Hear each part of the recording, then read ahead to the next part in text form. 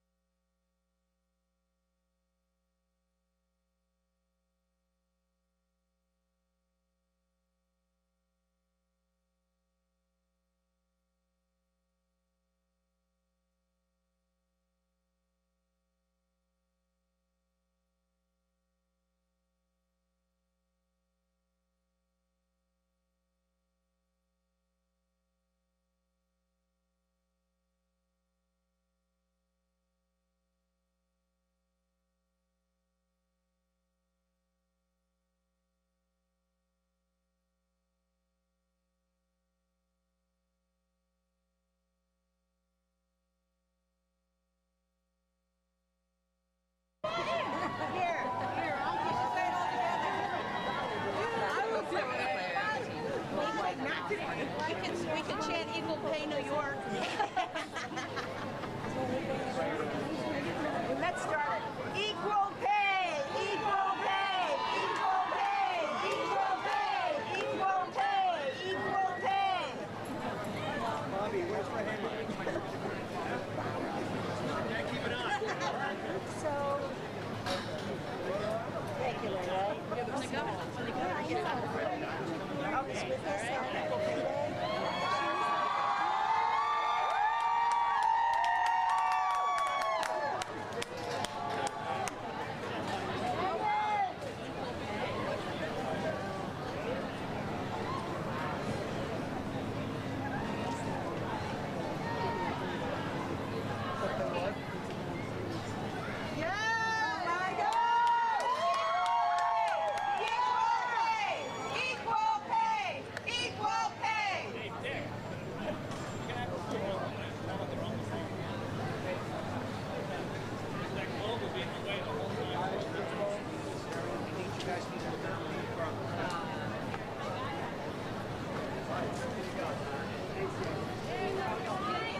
Megan, we got Megan. Okay.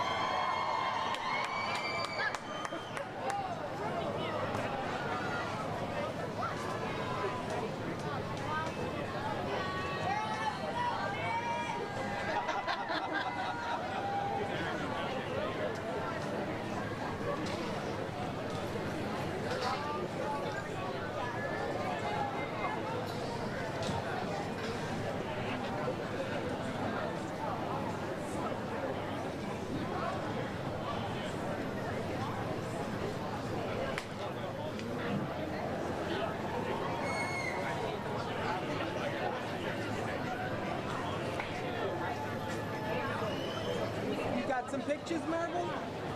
Took some pictures? What, baby? You got some pictures for the baby? Yeah, well, no, she's mad because I didn't bring her. Oh, I don't blame you. I didn't think of it. It was all so cute.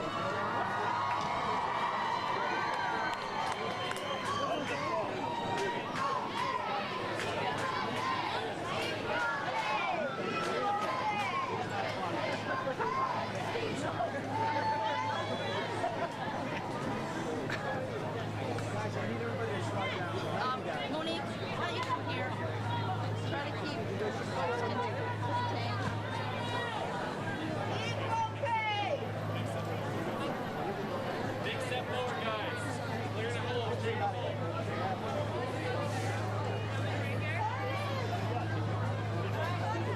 I'm sorry. Sorry. Folks, if we can go back to that original lineup, we're going to start in just a second. Come on, everybody. All right, get in here. Ready, Everybody? Bev! Come on! Bev, Jane! Bev, yeah.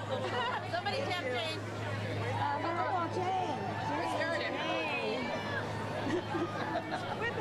We're back. Our little fangirl moment. There you go. So well trained. We're all like, okay. Claire, I need to Claire. Where's the They're not Brandon anymore. What's not red? The dog.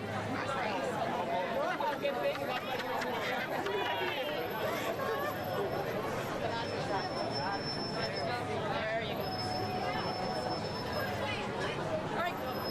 All right. Okay, squish. Squished.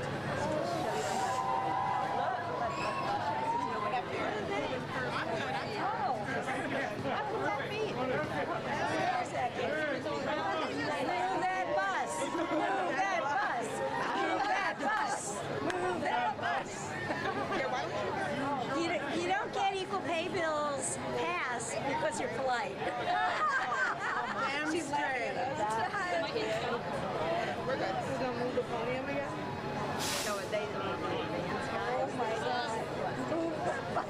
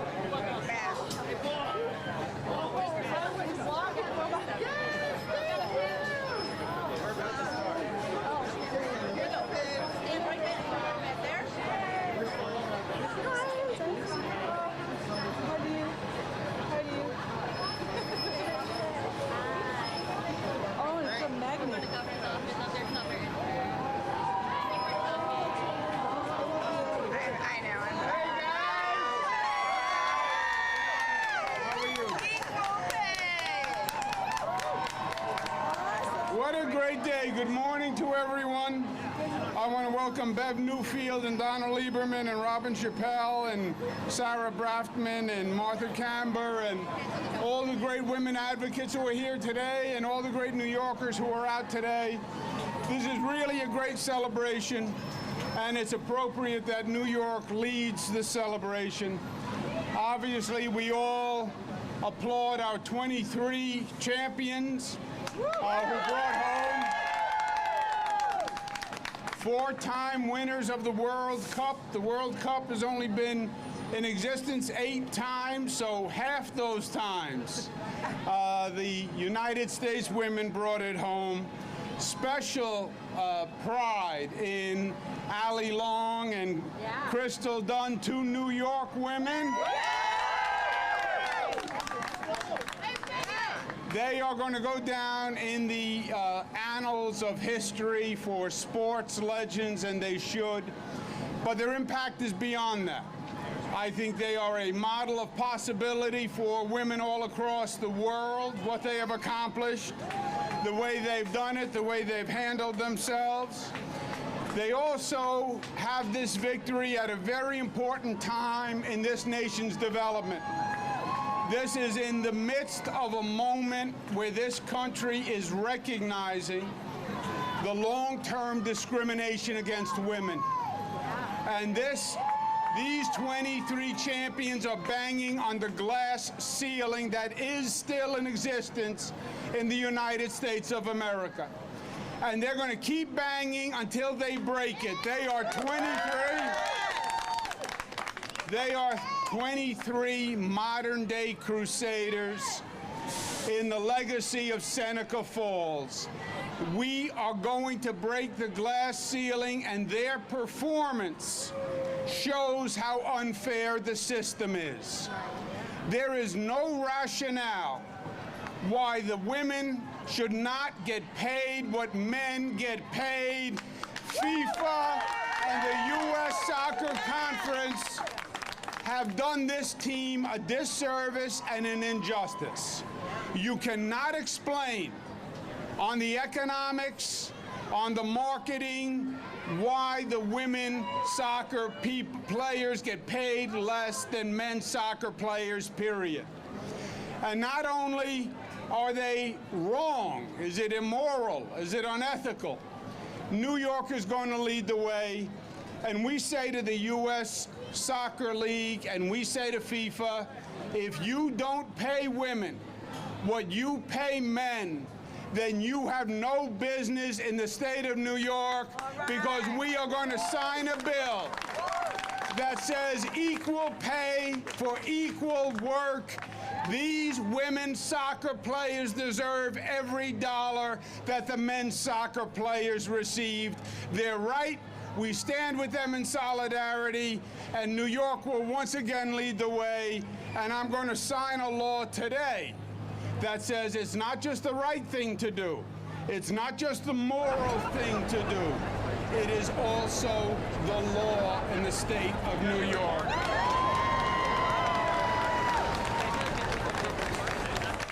And, my friends, it is now the law in the state of New York. Equal pay for equal work. Let's go enjoy the parade. Congratulations. Do I get a pen? Yes. Who does the pens? Oh, we'll take it. We got it.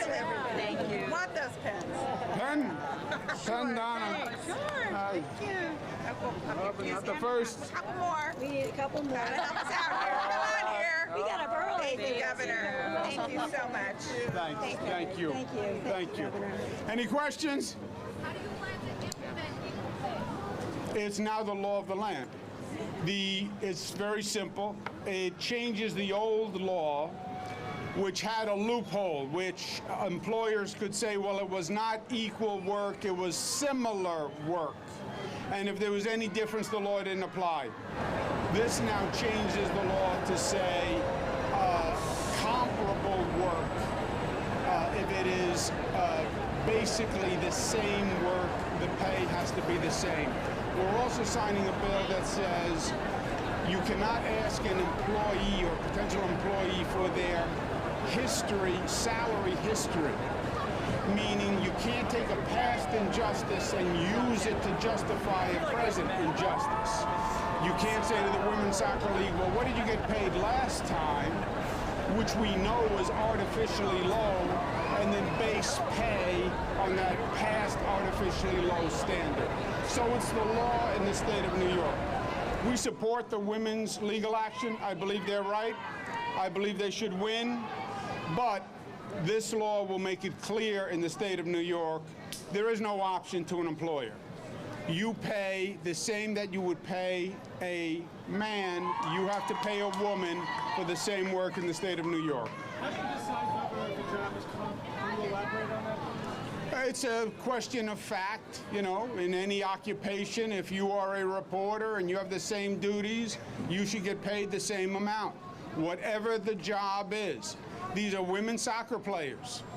They play the same game that the men's soccer players play. By the way, they play it better. They play it with better results. If there's any economic rationale, the men should get paid less than the women. Let's be honest. This is all cultural and stereotypical. It is perpetuating a past injustice. And what you see today with the Me Too movement and the Time's Up movement and all the revelations and the empowerment of women, women are not going to take it anymore. And they shouldn't. And men who believe in the principles of equality are not going to take it anymore.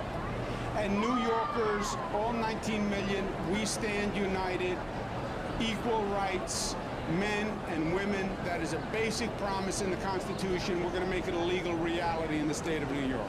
One more, guys. I'll get you the effective date. Thank you. This would say, by law, the Soccer League, FIFA, the U.S. Soccer Conference, there is no economic justification to justify paying the men one rate and the women another rate. And on the facts in this situation, if you look at the economic impact and how much the league has made from women versus men, the ratings on TV, the performance on the soccer field, if anything, you would justify a higher pay for women. You cannot justify that the men get paid more, period. And I believe this soccer team is exactly right in making the point, because this is a moment for change in our society. And you have to seize the moment for change. People get it. People get it. And when the forces are aligned and the planets are aligned, that's when you bring social change. And this equal pay, equal work law is a moment for social change. It's New York's legacy to lead the way. We started with Seneca Falls, and we continue today. Thank you, guys. You want the bill again? Yeah.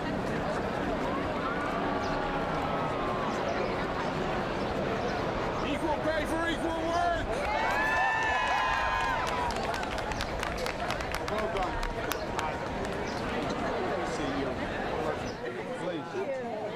Well done by all of us. Thank you. Good to see you guys. Let's go have some fun. Thank you. Thank you. Thank you. Nice to see you again.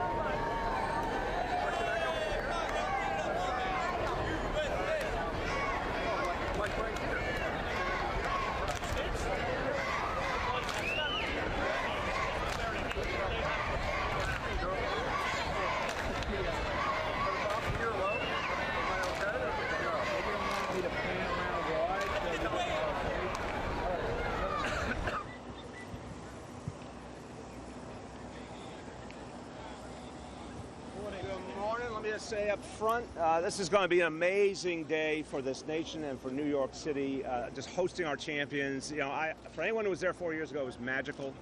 And I particularly noted all the parents who brought their young girls to see the champions, to be inspired.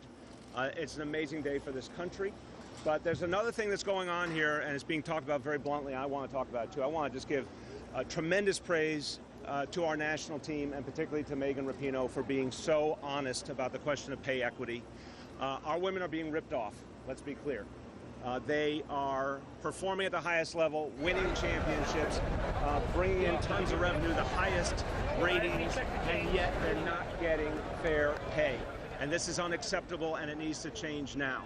And I want to speak to you, not just as mayor of New York City, I want to speak to you as a candidate for president of the United States.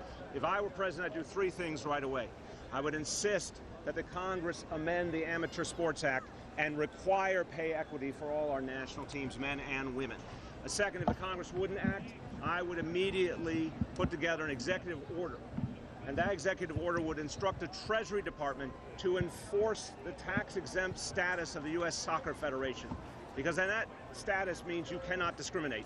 And right now the Soccer Federation is discriminating. They should not have a tax-exempt status if they continue to discriminate in the area of pay equity. And then lastly, the Paycheck Fairness Act needs to be passed in this country, doing the kinds of things we've already done here in New York. In New York, we have banned the question of salary history in employment. We've stopped employers from asking salary history because what that does is it bakes in the discrimination against women that has existed for decades. We passed that law, and that is ensuring pay equity right now. We need a national law that does the same thing, that creates transparency, that ensures that companies and public agencies have to be open about the pay levels they're giving women and men both, to finally get to the day where there's equity. We need to put our money where our mouth is in this country. We talk about pay equity, but this country isn't doing it. We have the kinds of laws that could do it. And as president, I would get those laws passed, or I would use executive order to get the job done. Questions? Mr. Mayor, in your own administration, there's a pay equity issue. The top women are paid That's just an absolute. The numbers don't lie, Mr. Mayor. The numbers are so clear. We have an administration that is over 50% women in the top positions. Absolute equity in the top positions. There's a handful of higher paid positions. At this moment in history, some are men, some are women. It's not the way. It's just an attempt to obscure the truth. Next. The top paid men. Questions? Anybody else? Mayor, so you're proposing legislation? Yes, there's the legislation we need. First of all, the Amateur Sports Act. Right now, that's what governs our national teams, but it doesn't require pay equity. It has to. That could be done immediately by the Congress. But look, the Congress hasn't acted so far. And this is on Republicans and Democrats both. They haven't gotten the job done. As president, I would issue an executive order that would require it. And if the Soccer Federation would not give pay equity, then their tax-exempt status should be revoked. I think that'll get their full attention. And then finally, the big picture one is the Paycheck Fairness Act, doing the kinds of things we've already done in New York, like banning the question about salary history. Just realize that salary history, when you ask salary history, you are baking in the discrimination of the past. What really should be the question is, what is the employee worth and what are you willing to pay to get that employee, regardless of gender? And that's going to raise the salary levels of women and finally get us to pay equity. Mayor de Blasio, do you think you're going to make the fundraising threshold for the fall debates? I am very confident that the program we put in place to organize all over this country will get us to that threshold. I'm really looking forward to the July debates, and then the September debates will be a crucial moment, so we're organizing to get that done. Mayor, you just talked about going to Congress first, and yet we know that hasn't really worked. Correct. It's an executive order, so what can you do differently? I know as president the executive order would make all the difference. I wish, look, no, the executive order is within the power of the president. Right. And here's what it says. The Treasury Department has the power to revoke tax-exempt status. The Treasury Department has done it before. A case of Bob Jones University some years ago where they were discriminating against African Americans. The Treasury Department took away their tax-exempt status. If you say to the U.S. Soccer Federation, equal pay or you lose your tax-exempt status, they'll give equal pay really quick. Again, let's put our money where our mouth is. Let's do something aggressive. The President of the United States could do that, and I would do that as president. Priority of the debate, what is it for you? The priority is to get across a simple idea, working people first. Right now, our federal government is on the side of the 1%, the wealthy, the powerful, not working people, and our party has to be very clearly, as Democrats, we have to be the party of working people. There's too many Americans that don't see that. I want to get that point across in the debate. Mayor, I know you said it's obscuring the stats, but could you just explain why the NYCHA and school's chancellor are making so much more than their predecessors who were women? These are both men. Making They happen, look, if they had been women, they'd be making the same amount. That's the point. The actuary is a woman, makes more than everyone else. We raised the salaries with NYCHA and Department of Education because we could not get the talent nationally we needed because our salaries were so much lower than the rest of the country. So you can't take 5 positions and judge an entire government. We have more women in leadership positions than ever before in New York City. And if you look at deputy mayors, commissioners, there's pay equity. Last call. Is there a problem with cooling centers, the air conditioning in cooling centers? So far, in general, the cooling centers have worked. If we have a specific problem anywhere, we need to hear about it immediately, and we'll fix it immediately, or we'll get people to another cooling center. We take it very, very seriously. Thanks, everyone. Thanks, Mayor. Thank you. I'm Candace, by the way. I'm Avery. Avery, nice to meet you. Sorry. No problem.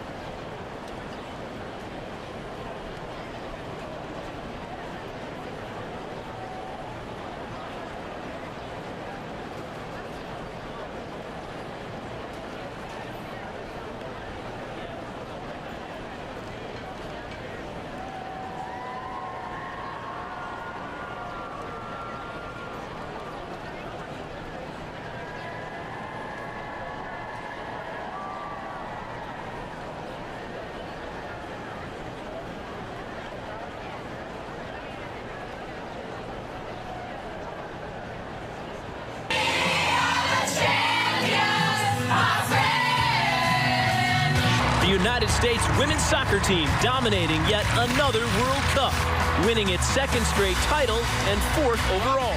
That's what I'm talking about.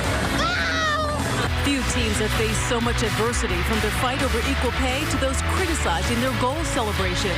But these American women would never phase. We understand what kind of stage we're on.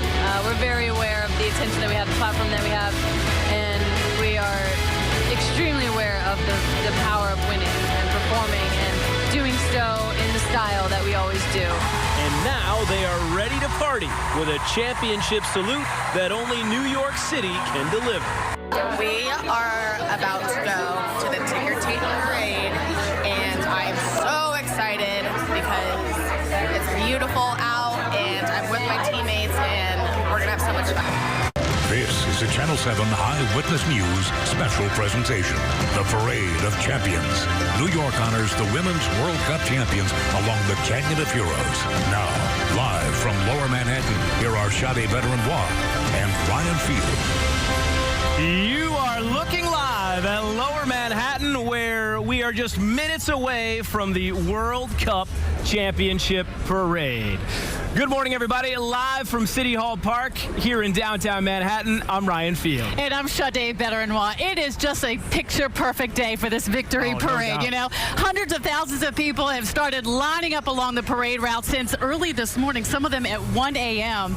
And, you know, Ryan, I feel like this has almost become a tradition here for this national team. The last time we saw them was back in 2015 here along the Canyon of Heroes.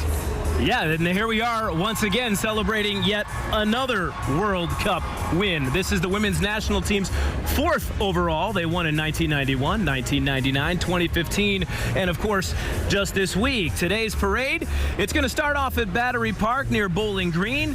The team will then head north on Broadway, ending right here at City Hall, and that's where Mayor Bill de Blasio will present them with the keys to the city. Yeah, and we have a team of reporters covering this exciting ticker tape parade for these world-class champions. We are going to go to Don Gelgiorno, who is hovering above in Newscopter 7 with a look there. John. And Sade, good morning. We have got the best view of the city, and as you said, just what a beautiful summer day in New York City to have a celebration like this. This is the first aerial look at the Canyon of Heroes, and you can see the sidewalks on both sides of the street now filled to the brim.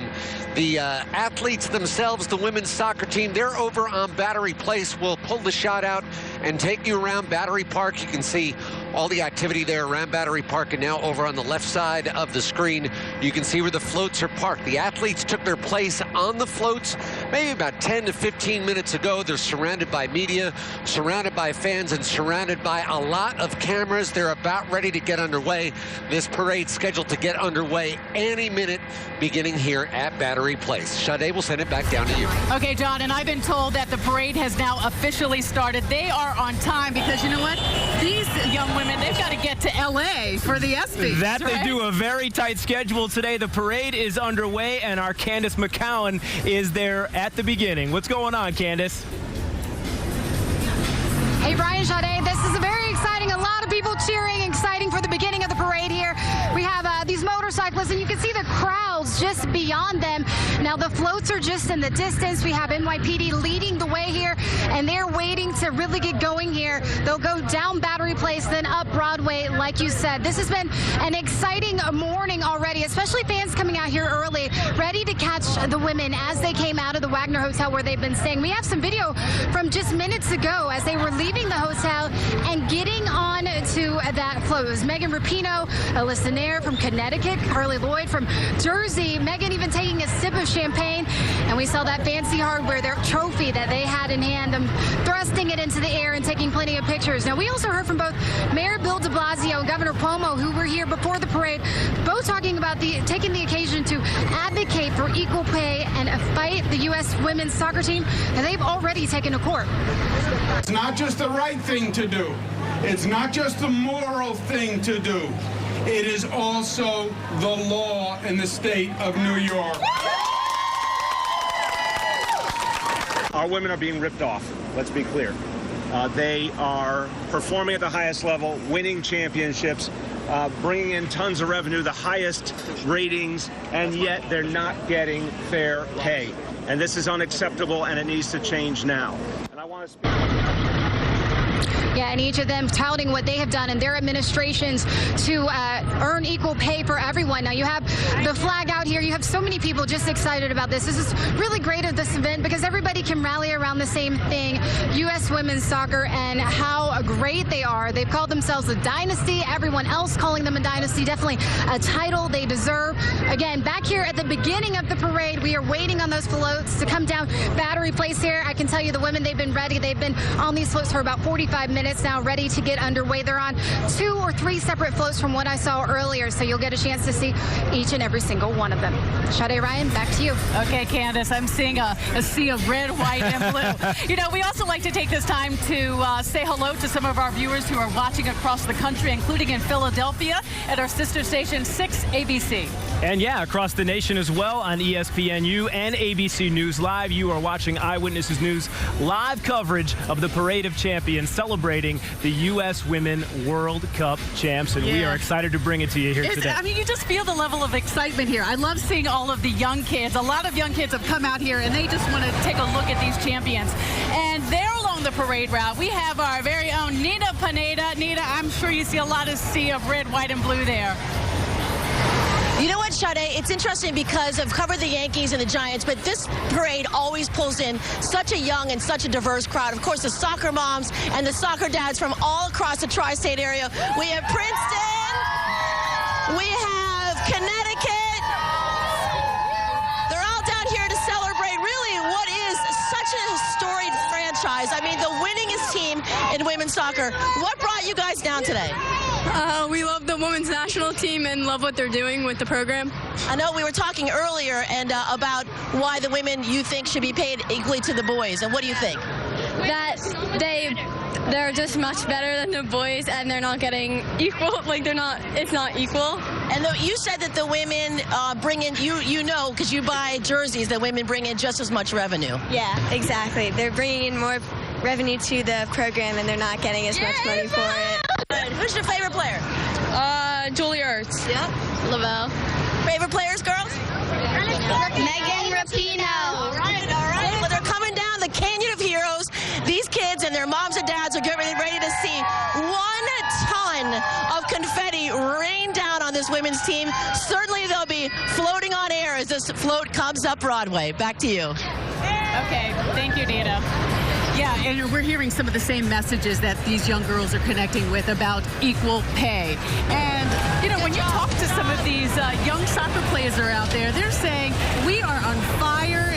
You know, watching these champions, it tells us how we want to conduct ourselves. Yeah, and these women have been an inspiration not only to athletes around the country, around the world, but to your point, young athletes who are just getting started playing soccer and hoping to one day be on the world stage like these women have done and succeed on that stage. And so much, too, about, you know, their messages along the way, as you've talked about, and how these women are so relatable. I think that's what makes this celebration so special for so many people, and that's why so many smiling faces are down here. You can hear the cheers in the background. We know there's been a little hiccup in the parade along the way. Of course, that's to be expected with so many moving parts, but we are excited to bring it to you right here on ABC7. Yeah, and Ryan, also, you know, I think it's great to hear what the coach said, Coach Jill Ellis, and she said, you know, not only are these players phenomenal on the field, but they're phenomenal human beings, and, you know, that just sticks with all of these future athletes, future rising stars. Yeah, and it kind of goes back to what we were talking about. These women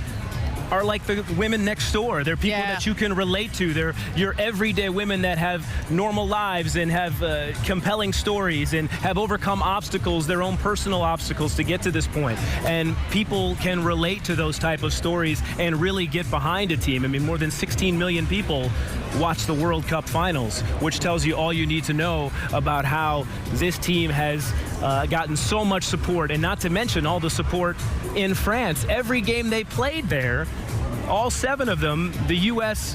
it almost seemed like a home game. There were so many fans representing the United States there, and I just think that speaks to how important this team is to so many people, and the fact, Sade, that they won just 4 years ago. Oh, yeah. And these women have become household names. The Megan Rapinos and the Alex Morgans and the Carly Tobin Lloyds. Heaths, the Carly Lloyds. It goes on and on and on. And these women in their own right have become celebrities, but also relatable at the same time. And I think that's what people really appreciate about this team. Yeah, but this is a really big issue in terms of pay equality.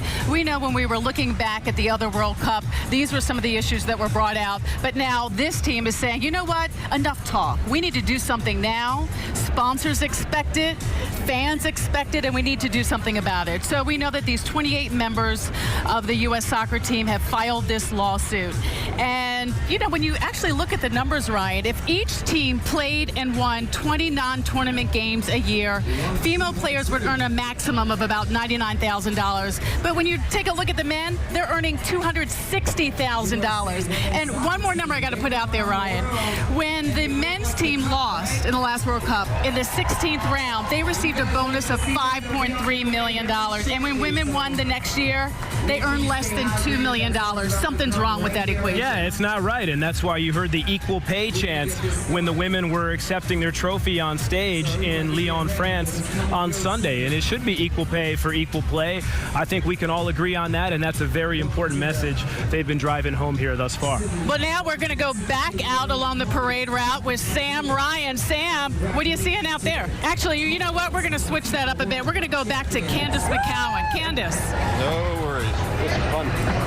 Hey, Sade, we are right here. You can see the float going by. We have the coach here floating on by. On the first, I think this is actually the second float that's going by at this point this morning. So we're expecting others to come soon behind it. But very quickly, I'm joined by Sydney and her father, Drew, from Middletown, New Jersey. Hey, why'd you bring her out here today? Oh, this is a once-in-a-lifetime event for her. She's going to remember this the rest of her life, and this was really important. She missed a day at camp, so this is big in her book, but this is great. Absolutely, so much to learn here, especially about being a woman and the sky being limitless as far as what she can achieve. Absolutely. It's so important for women, and she's just going to learn so much about what being in a woman today. It's going to be great. Absolutely. Hey, Sydney, tell me, what have you seen so far that you are most excited about? The floats. The floats. Okay, who are you expecting to see on the floats?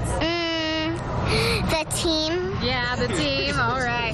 Well, 7-year-old Sydney out here missing a day of camp. Her father, Drew. Of course, it's totally worth it to see some of these women that we've seen dominate on television over the past several weeks, over the past decades or so, many of them playing for a while. So exciting to actually see them in person and celebrate with them all. You can see the crowds across the street here. Many of these young girls out here, some of them bringing dolls through at this point. Many of them having dolls that are dressed as soccer players. So very exciting for each and every single one of them. And before you go away from us, I want to show you, if we can, this next float that is coming through here. You can see some of the players. Drew, I'm going to get you to step over this way if you don't mind. You got Crystal Dunn, one of our own from Rockville Center. A lot of fun out here this morning as we see these floats go by, and then the bagpipers taking to the parade routes. Definitely exciting and an event worth celebrating out here this morning. They are stepping out on Battery Place before they head north on Broadway, headed for City Hall. Many floats to follow. Sade and Ryan, MNF, toss it back to you. Hard to hear with the bagpipes going. Yeah, but Ryan, I'm seeing everybody starting to line up in front of the stage where the World Cup champions are going to receive the key to the city. It's an exciting day. It's a lot of fun out here. A lot of fun, a lot of energy. Candace touched on it. You can see the thousands of people along the parade route, and we've got bagpipes and horses and buses and everything that a ticker tape parade should have. Nobody throws a party like New York City. You better believe that. And Sam Ryan is right there along the parade route as well and joins us now. Good morning, Sam. Good morning to you, Ryan and Sade, along Cedar and Broadway. This is about the halfway point of the parade route. And I have to tell you, within the last 20 minutes, the excitement, the anticipation, it has gone from about 4 or 5 deep to beyond 20 deep. The crowd is far past where I can see here. And right now, you were talking about how this group of women, how they inspire a younger generation of soccer players. I want you to meet Riley and Marissa right now. They're from West Milford, New Jersey. They both play school and club soccer. And you guys were here in 2015 for the parade. What do you remember from that? I remember the crowd just like going wild when they came down, and it was like really fun. Riley, why was it important for you to be back here today? It was just like really good to see them and how they keep on fighting and keep on winning and keep doing their best and just raising the standards for everyone. You talk about raising the standards, and we were talking about how they inspire. What message do you take from the U.S. Women's National Team, from both of you? No matter where you come from, like you could succeed and just never give up. I like that really, like on and off the field, they fight for what they believe in and fight to achieve their goals. And I think that's important for everyone to strive for. And we have to get a shot of the Sox here as they are here to celebrate the U.S. Women's National Team. You hear the crowd. They were chanting USA just moments ago, guys, and right there you heard how they inspire the younger generation. Let's send it back to you. Yeah, and right now we're looking at that feed coming in, Sam, and we're seeing Mayor de Blasio there on that float, and he just left us just talking about the excitement that is here, and certainly it's a lot of excitement for him, giving the keys to the city for the second time for these World Cup champions, 2 consecutive World Cups. It really is remarkable when you think about it and how much these women have dominated the world stage. And Alex Morgan, Allie Long, 2 women that, of course, are a big part of that success. Alex Morgan, a huge part of the 2015 World Cup team, another woman who's become a household name because of her success on the pitch. And she, alongside Megan Rapinoe there as well, the 2 women that led the U.S. in goals and assists with 6 and 3 apiece during this incredible run. All 7 matches won by the United States en route to their 4th World Cup championship. And we are here for the Parade of Champions, and so much to celebrate here today. And Nina Pineda can touch more on that as she rejoins us now. What's going on, Nina? You know what, Ron, you think about the legacy of this team, and when it started, all you heard about was Mia Hamm and Mia Hamm this and that, and how this team has grown and how it has picked up players that follow these younger players as they've come on the scene and made their mark. And that's what happens when you're champions of the world and you win 4 back-to-back championships. These girls came in from Princeton area, and they actually play in Tobin Heath's league. Tell me a little bit about Tobin Heath's league. Well, the team they work really good together, and it's all about hard work and determination to get where you want to be. Okay, and you wear Tobin's number. Yeah. And what do you like the most about her? I like how she can work with anyone, and then she just goes and drives for what she wants. She never gives up on anything. She always goes out there and plays her hardest every single time.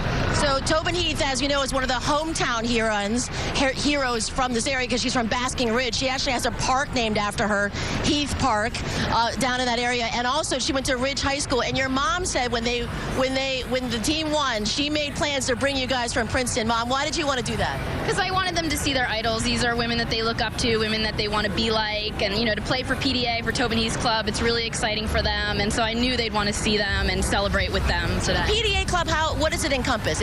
So there's 3. There's PDA North, PDA South, and PDA Shore. So these girls play for PDA South, for PDA Dynamite. Okay, so they're getting ready to come up.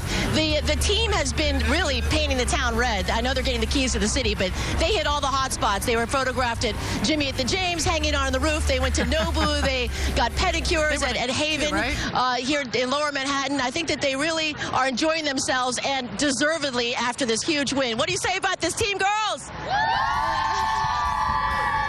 All right, we'll send it back to you. Okay, thank you, Nina. Oh, isn't it great just hearing from these young athletes who are up and coming, learning how to be not only a great athlete, but a great human being, just a leader. And these women have been the perfect role models for young athletes, and I think that's something. I hear a helicopter. I think that's we know who that is. is. 7. I think that's Don Del Giorno hovering above. John, give us a look on where this parade is at this point. This went right on time, right? This went off exactly on time, Sade. You can see that the parade has made its turn onto the Canyon of Heroes. And give a little perspective on ticker tape parades, because we know we've got our friends on ESPN and in Philadelphia watching with us. You can see the paper being thrown out the window. The ticker tape parades got underway. The idea began back in the late 1800s when people were celebrating the arrival of the Statue of Liberty and began throwing paper out the windows. Since then, this is an honor that's been reserved for dignitaries, foreign heads of state, famous people, astronauts, presidents, and most recently sports team. Interesting, though, is that the 2015 Women's World Cup champions, that was the first ticker tape parade that was given in honor of a female sports team, so now they get it a second time. We've seen the activity here certainly begin to pick up. This parade was led by the motor unit, by the highway patrol unit of the NYPD. There's an FDNY marching band, so this is an all-New York affair. Broadway is packed and the ticker tape has begun to fall. Sade, back down to you. Okay, thank you.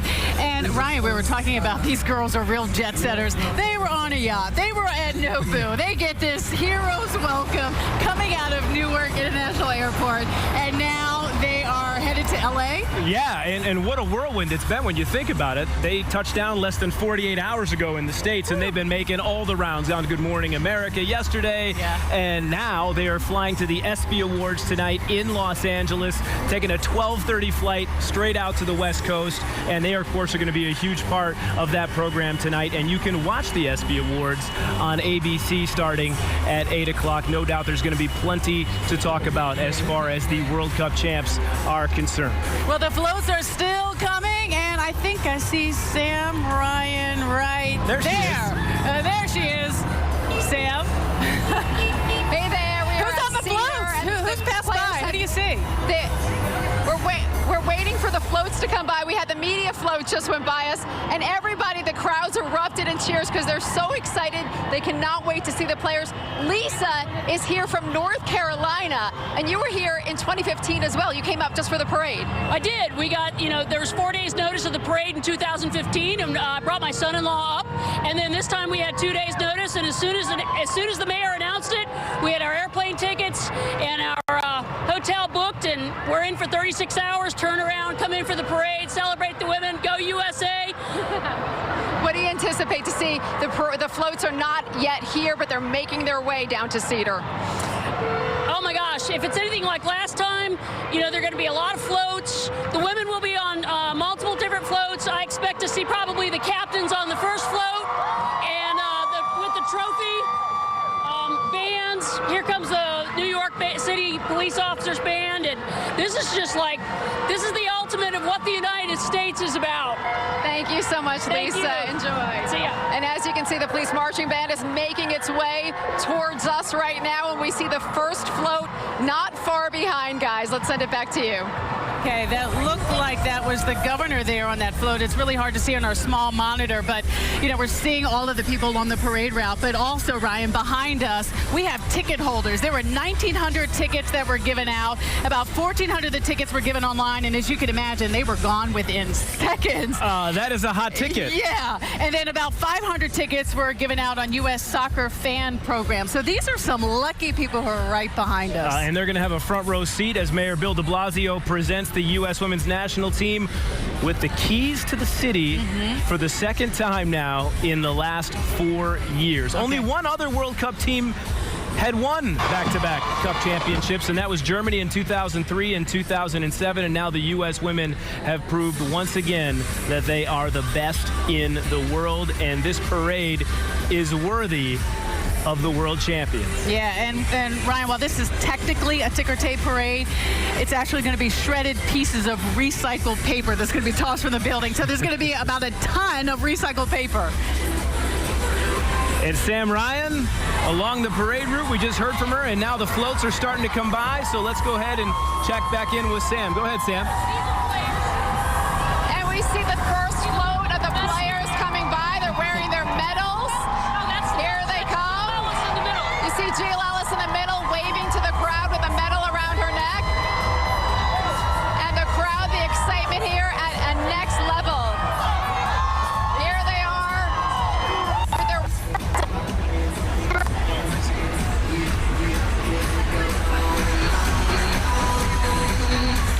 Well, with so much excitement going down there, we're going to have some technical difficulties along the way as fans are screaming and cheering as their heroes come by on the float. And you see Mayor Bill de Blasio leading the charge. Have you seen the purple hair yet, Ryan? Have you seen Megan Rapinoe? Megan Rapinoe? I think I saw her on one of the floats. Yeah, she's on right there. She's got her trademark sunglasses on. She's been enjoying this ride, and she really kind of epitomizes what this team is all about. Yeah. She's not hesitated to speak her mind on various social issues. Her teammates have gotten behind her because of that, and that's why she's one of the co-captains of Oh, this there team. she is. She's right there on the right. I think she's wearing some red sunglasses, But as we're talking about Megan, this is someone who is comfortable in the spotlight. I remember hearing her coach said, some people are just, they drown in the spotlight, but this is somebody who just comes to life, and you're able to see more of who Megan is. She was the first openly gay athlete to appear in Sports Illustrated swimsuit edition. She was also the first gay couple to be featured in ESPN's Body Issue. She has been on the just on the charge, making a name for herself, and certainly using her spotlight to talk about much bigger issues. And when we're talking about somebody who transcends sports, Megan Rapinoe is certainly the name. I think this U.S. women's soccer team certainly transcends sport and their overall message.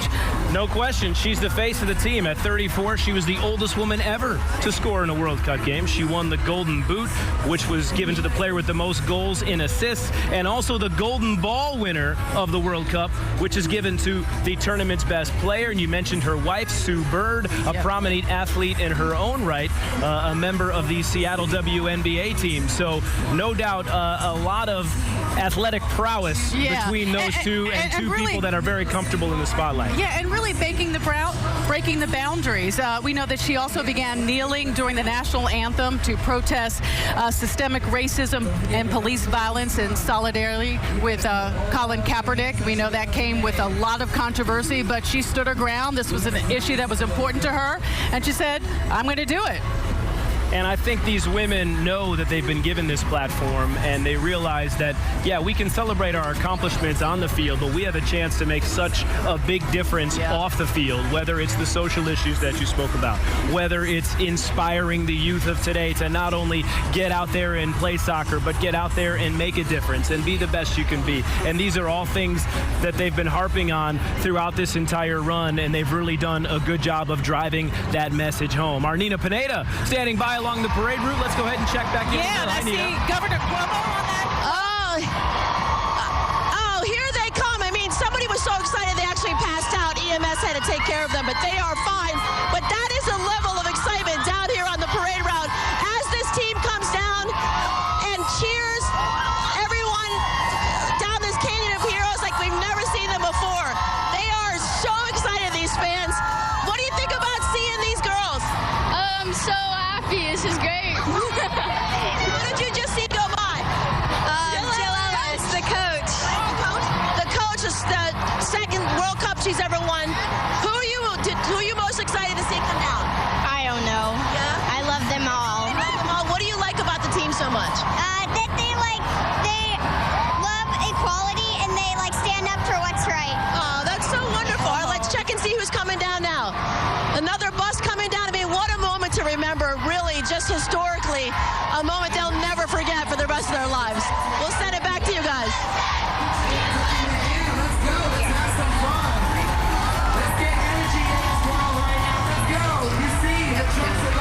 We can hear the roar of the crowd, Ryan. And when I look off to my right, you guys can't see it here, but I can see the confetti raining down from the buildings. I can see people's windows that are up, looking out, waving from above. Yeah, Nina's still with us. And get some of the players. And Nina, how would you describe just the energy as these women are going by on the floats right now?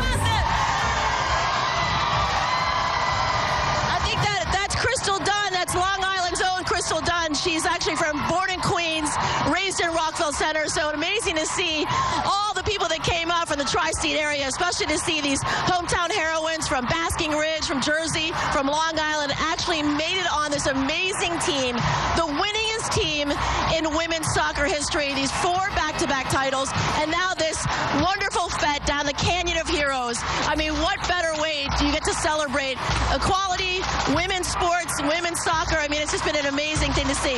Girls, who are you waiting for? The rest of them.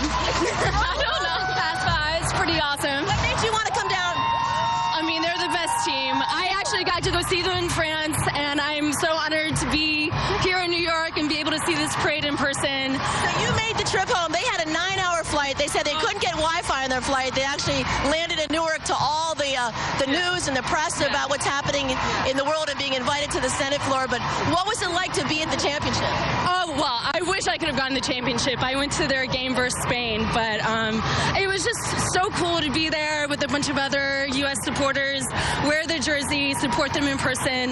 They're the best team in the world. So I think they're just what they embody does for women's sports. I just love their whole sense of teamwork.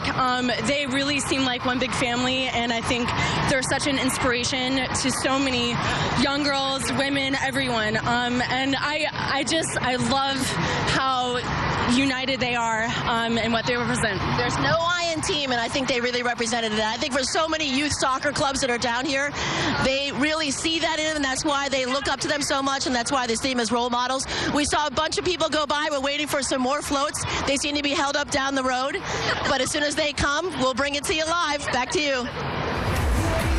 Okay. Thank you, Nina. You know, Nina just talked about Crystal Dunn, and Crystal is a local gal. She's from Rockville Center, New York.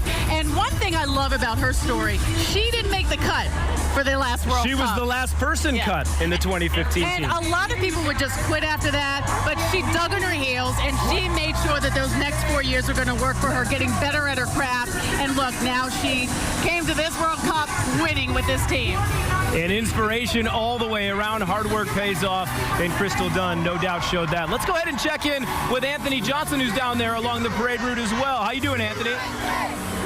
Hey, we're right in the thick of things right down here. Just before they make the turn to City Hall, these folks out here cheering USA. They've had a fantastic time watching the ladies as they roll by this location just before they make that turn to go to the big ceremony taking place out here at City Hall. Hey, look at these young ladies out here. Look at these great faces. This is a picture of Americana. How's everybody doing out here today?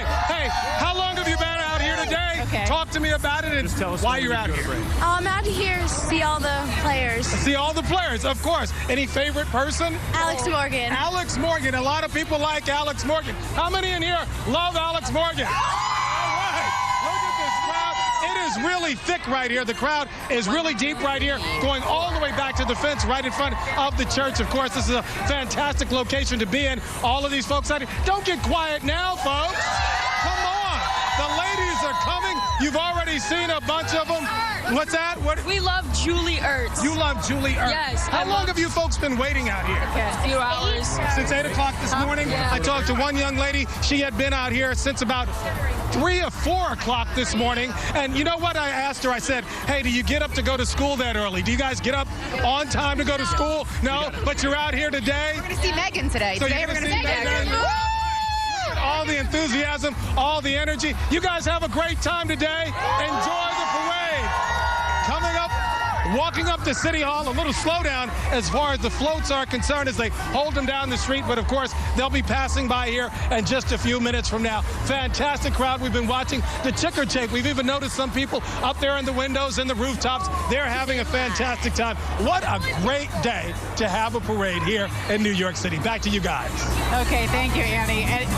And it is a great day, isn't it? Oh, you couldn't ask for a better day. This is perfect weather to celebrate the perfect team, and we're excited to be along for the ride. Can you hear all the cheers behind us? The roars, applause. We've got the ticker tape raining down. Well, the excitement is not going to end. Coming up after the break, we're going to have Mandy Freeman, who actually played with Carly Lloyd for several years. We're going to hear more from her. We've got so much more ahead for this parade for these World Cup champions. We'll be back in 90 seconds right after the break. We are sisters, and we just moved in together. Why Alyssa and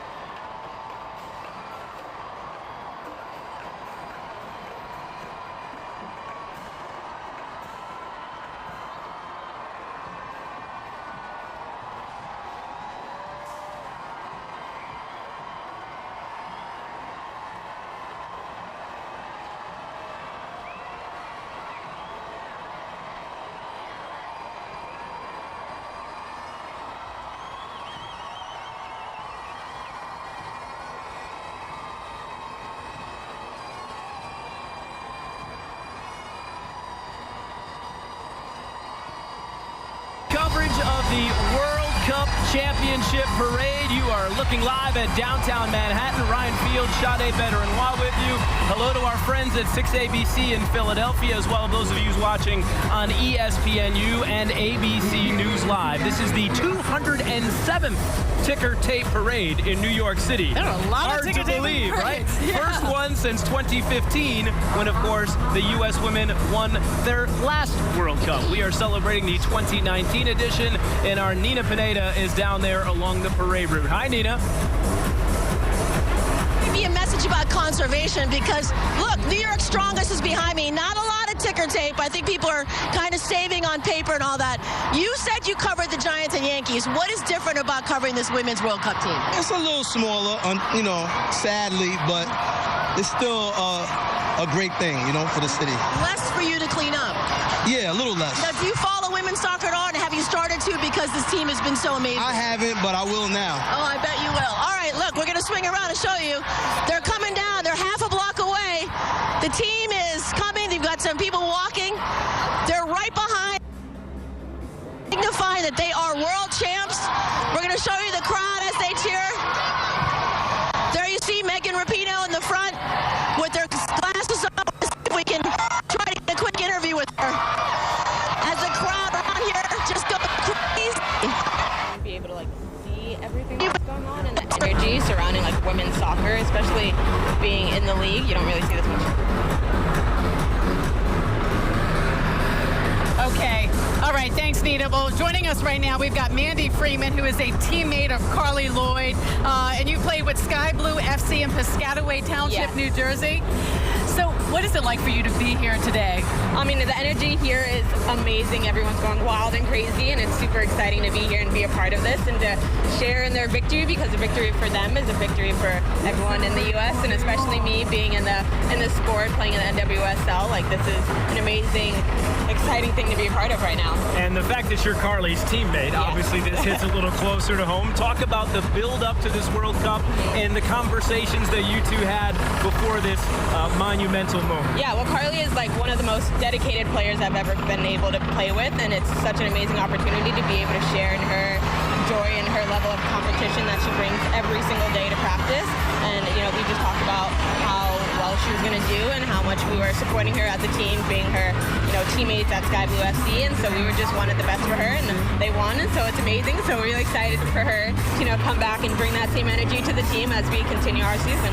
Is there a personal story that you have about Carly, just playing with her for the last 2 years? She is just playing with her on the field. I'm a center back and she's a midfielder, and so we kind of just have that connection on the field where I have her back, she has mine, and so I think it's always that kind of teammate camaraderie, and it's not only on the field, it's off the field, that she's just an amazing person, and so happy to be able to know her. We've been hearing this team talk about the importance of pay parity, equal play. And how does this resonate for you? What do you want to see happen now? With everything that's going on, I want there to be more awareness, because all of the players that play on the full women's team play in the NWSL. So I think just getting that highlighted, But even more than just awareness, it is about action now. It is about action. I think it's about time. I think they're overdue for it, and I think it'd just be it'd be perfect. I mean, they worked hard. They got 4 titles in the World Cup, and I think it's what they're owed at this point. Wonderful. Well, Mandy, thanks so much for being with us, and thank you for joining in this celebration today. We know Carly is happy that you're here, and we are happy you could join us as well. Thank you so much. You're an inspiration too. Oh, stop. Thank you. Thank you, Mandy. Thank you. Well, we want to send it right back out on... Should we go up top? Oh, yeah. Let's go above with Don Geldorno. We are back up top. What we've done is we moved our position. We started out the parade down in Battery Park, and we came up here now over City Hall Park to get a little different angle and a little different perspective. Certainly the crowds up on the north end of this route, up by City Hall, crowds are a lot bigger up here. You can see how crowded the sidewalk is. Taking a look at some of the merchants here, you can see painted in the window there, one nation, one team. We've seen American flags being hung on the rails, and right now the parade seems to have come to a bit of a stop. It's a relatively short parade. There aren't a lot of floats involved here, but it got a little bunched up here as you get towards City Hall. However, we'll pull the shot out. You'll see those big crowds out on the sidewalk, and you see that familiar sight. This is the New York City ticker tape parade. You can see the sky filled with papers, the sidewalks filled with onlookers, and we're still waiting for this parade to reach City Hall in its entirety. There's still a few more floats to go. Back down to the ground. All right, John, thank you very much. And Thanks, now's as good a time as any just to talk about how impressive this run has been for this U.S. Women's World Cup team. Not only are they the second team ever to make it back-to-back World Cup titles, how about this? During their 7 matches, they never trailed. They led 70% of the tournament. They broke the record for goals with 26 in a single World Cup tournament. They beat the 2nd, 3rd, and 4th place teams along with the host favorite France during this legendary run. And oh yeah, they've now won 12 straight World Cup games, which is a new world record. Just saying, right? Just saying. No big deal. So you talk about not only the fact that they've won 2 straight World Cups, but how dominant they've been during this run and really have put themselves as the best team in the world. They have stamped and made their case that they are the best of the best, and we are happy to be celebrating with this wonderful group of women today. We're going back and forth between some of our shots with John Del Giorno. We love seeing his shots from high above. Now we're going to go back on the ground with Lauren Glassberg. Lauren, what are you seeing there? Social media, and our soccer players have been posting some fun images and videos either on the float or right before the float, so we want to go and show you some of those. Megan Rapinoe posting as she hoisted the trophy high in the air saying, "Gonna be lit," and of course she's got her red glasses on and her champagne. These players have been toasting with quite a bit of champagne. We also have the team posing. They say in this video, "We went to World, we came back with everything." They are certainly living their best life right now. Also, Jessica McDonald, 31 years old. She is a player, and there she is posting from float number 3. She is with her son. Obviously, not just girls relating to these champions, but boys as well. And what a special day for him to get to ride on that float. And President Obama was holding up number 19. That's Crystal Dunn's jersey. And he says, "Proud to rep America's best team. Congrats. And thanks for being such a strong inspiration for women and girls and everybody all across the country." So nice to see. So lots of people tweeting from the sidelines and posting as they're watching this parade, but also the players in the moment and posting as well. And you can see more of those tweets on our website, on our social media accounts as well at ABC7NY, as we are following and retweeting those too. So fun day. Okay, thank you, Lauren. You know, the cost of a parade, something like this, some people are wondering. Last time, the parade cost about $2 million, $1.5 million from city taxpayers, another $500,000 from private sponsors. I'm sure this parade is freaking incredible. I can't even. Nina here in just a second. So as we continue I guess we lost Nina. Watching the parade, yeah, as we said, when there's this many people crammed into small quarters and so much celebrating going on, there are bound to be a few hiccups along the way. We showed Megan Rapinoe there in that social media piece. I can guarantee you, wherever the party is, Megan Rapinoe is right in the middle of it. Oh, yeah, she is the party. She's the co-captain on the field and co-captain of the party planning as well. I can promise you that. I don't know whose this is. Hi. We're going to be heading over to. You're going to be here from. Reporting live. There's a lady with no shirt on that wants equal pay. Let's go. Reporting live from. We got to go to the other side. I'm joking. Poogie reporting live from ABC7 News. Reporting live from ABC7 News. We are in New York City showing up. It's lit. Let's go. To the fans out there, we love you. Thank you for showing up. We love you, New York. We love you. New York freaking showed up. What's good? Look at this, you guys. It's unbelievable. We could have never done this without you. So much love to our country. We love representing you. We love you, America. We love you. Thank you so much. There you go. Okay, it's hard to hear, but basically one of our reporters sent the mic up to the players, and they were saying, we love you, New York. We couldn't have done this without you. Just pure elation. Nobody throws a party like New York City, and you are seeing that firsthand. So we saw all the chaos going down there, going on down there with Sam Ryan. How about where Nina Pineda is? Let's check in with her. Hi, Nina. I hear the chants, USA. Hey there. There's chants of USA down here, but this crowd is very excited because they just saw two people from Long Island to go by on the float. Who did you see? Crystal Dunn and Allie Long. Okay, so it was Jessica McDonald on the first one when I misspoke, but both defenders. And what was your favorite part about seeing both women from Long Island? It was really cool because we just met famous people. What did you think about seeing Crystal Dunn? It was really exciting. And Allie Long also was up there. Megan Rapinoe, Allie Long, and Alex Morgan actually took our mic and started singing, "We've got the best friends in the world." And that's really been their message. They seem like a team. They don't seem like they put each other down. They really seem like best friends. Is that the message you got? Yes. And what message do you think they're telling everybody about women's soccer? That anyone can really do it if they really wanted to. And like, it doesn't. That's what, That's what she said. Okay, good. Good job, girls. You're in from what part of Long Island? Rockville Center, New York. Okay, so right from Crystal Dunn's hometown. Yes. And she went to Southside High School, right? Yes. Is that where you're going to go? No. All right, well, have a great time.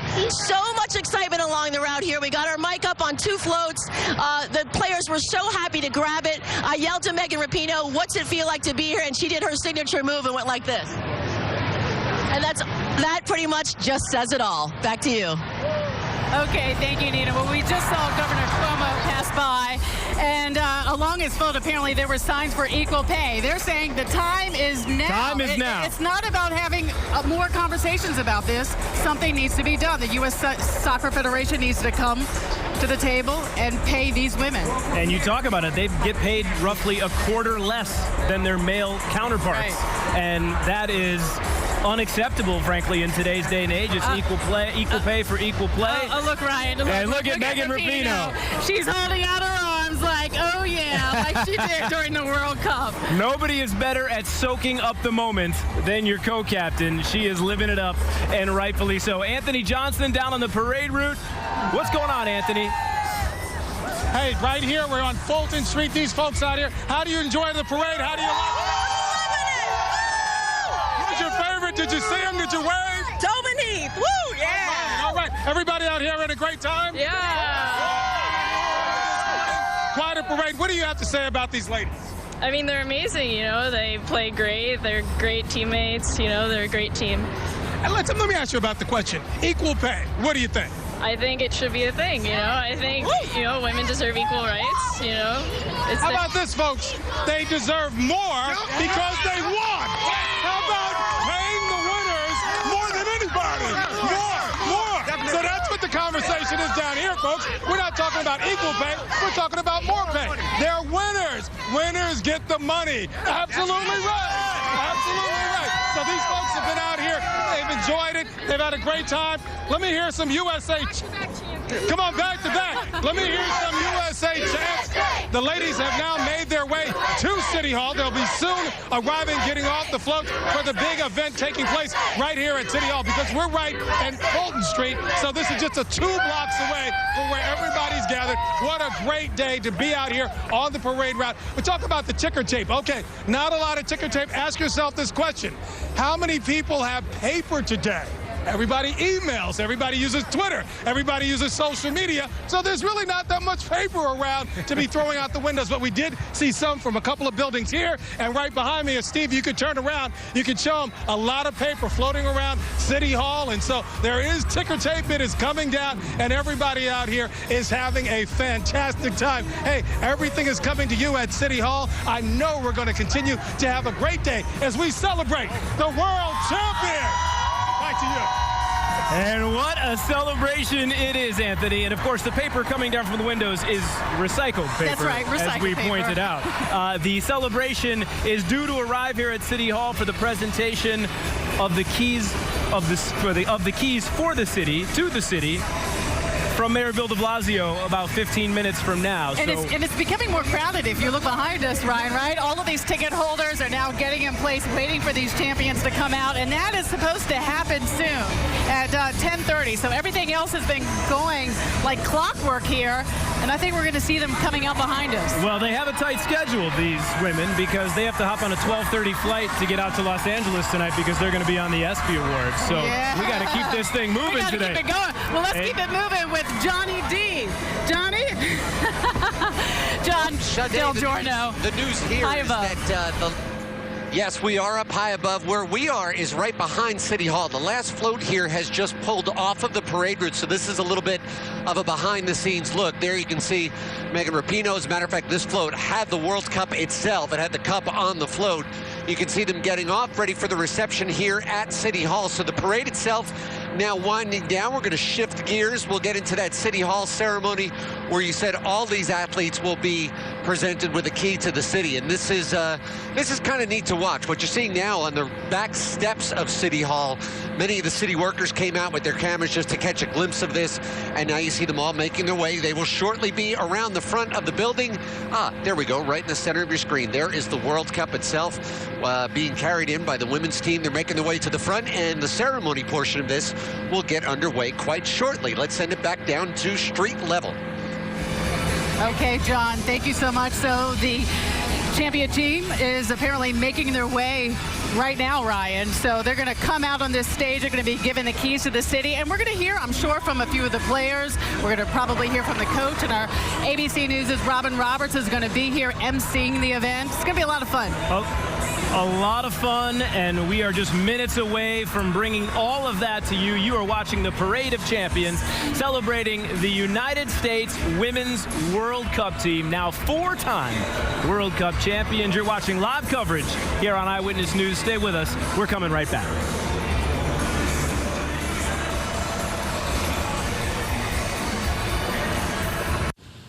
Geico has over 75 years of savings and...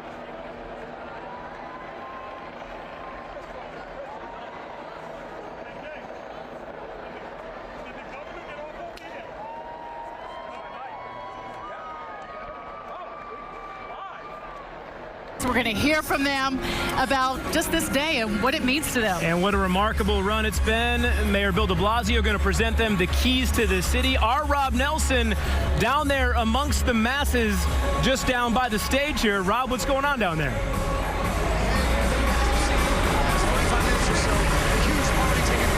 Okay. Well, we'll check back in with Rob in just a few. But we do know that Rob is with some of the ticket holders. So he's with all the lucky ones. There are about 1,900 tickets that were given out. 1,400 of them were given online. And as you can imagine, they went by quickly. I mean, I think it took like seconds. And they were gone. it's a hot ticket, and there's so much to celebrate. And we watched the crowds. We got down here about 7 this morning, and people were lining up and getting ready to get into their seats. And a lot of excitement surrounding this day, and rightfully so. And we're happy to bring it to you here on Eyewitness News. And we want to welcome some of our viewers who are watching across the country, certainly from Philadelphia at our sister station 6 ABC, also known as WPVI. We also have ESPNU who's tuning in, and we also have ABC News Live. That's right. We are around the nation, heck, around the globe, and we're happy to be here with you. Ryan Field, Sade Better-Noir, on a gorgeous Wednesday morning in downtown Manhattan. You could not ask for a better day. You know what? You know who has a great view of this? John Del Giorno upstairs. What's going on, John? Well, we're watching this parade now come.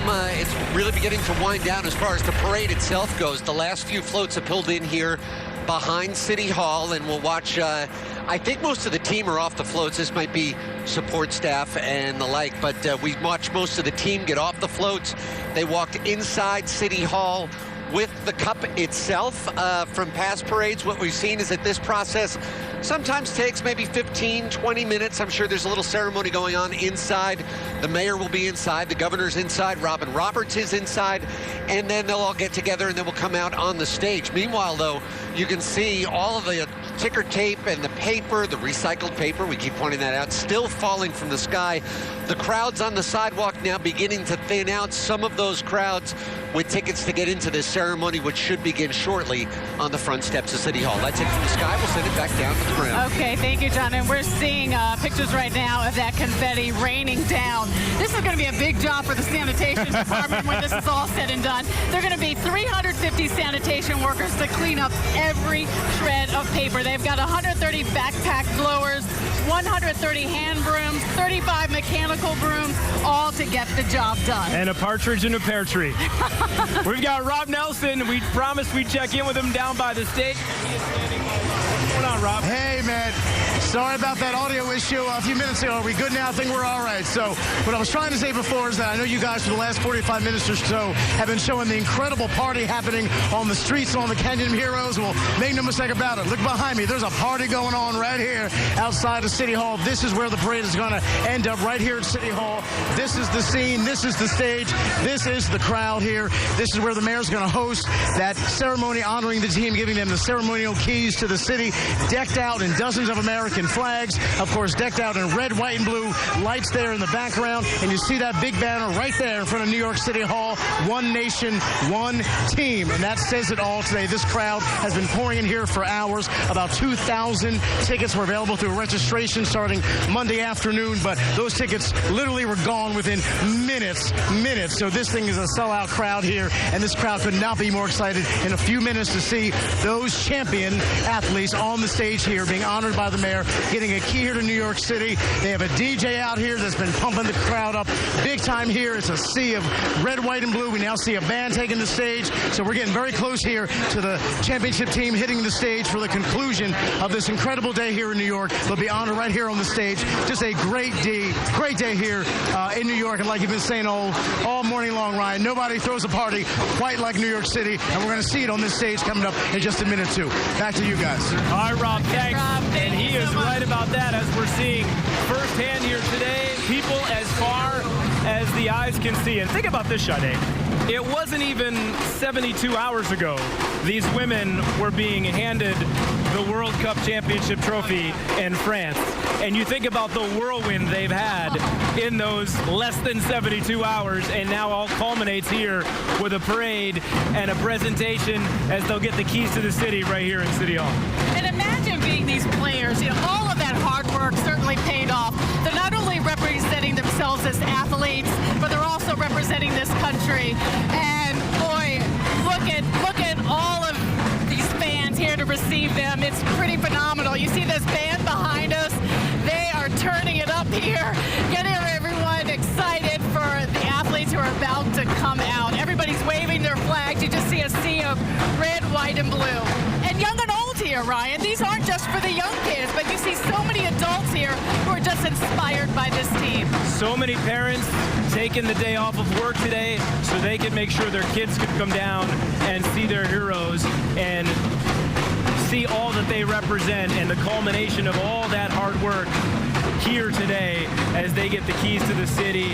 And really, these women have done an outstanding job of not only representing themselves as players and representing the U.S. World Cup team, but representing the United States as a whole in everything that we stand for and everything that we believe. This is how you want to do it when you're an athlete.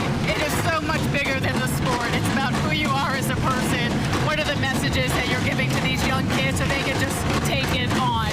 You know, when you go around and you talk to some of the kids, they know these players. They know their bylines. They want to be the next Crystal Dunn, the Julie Ertz, the Megan Rapinos, the Alex Morgans, or the Carly Lloyds. These women are heroes to so many young ladies, young athletes in general, people that are just getting out and learning how to play soccer and getting out and being active and staying healthy.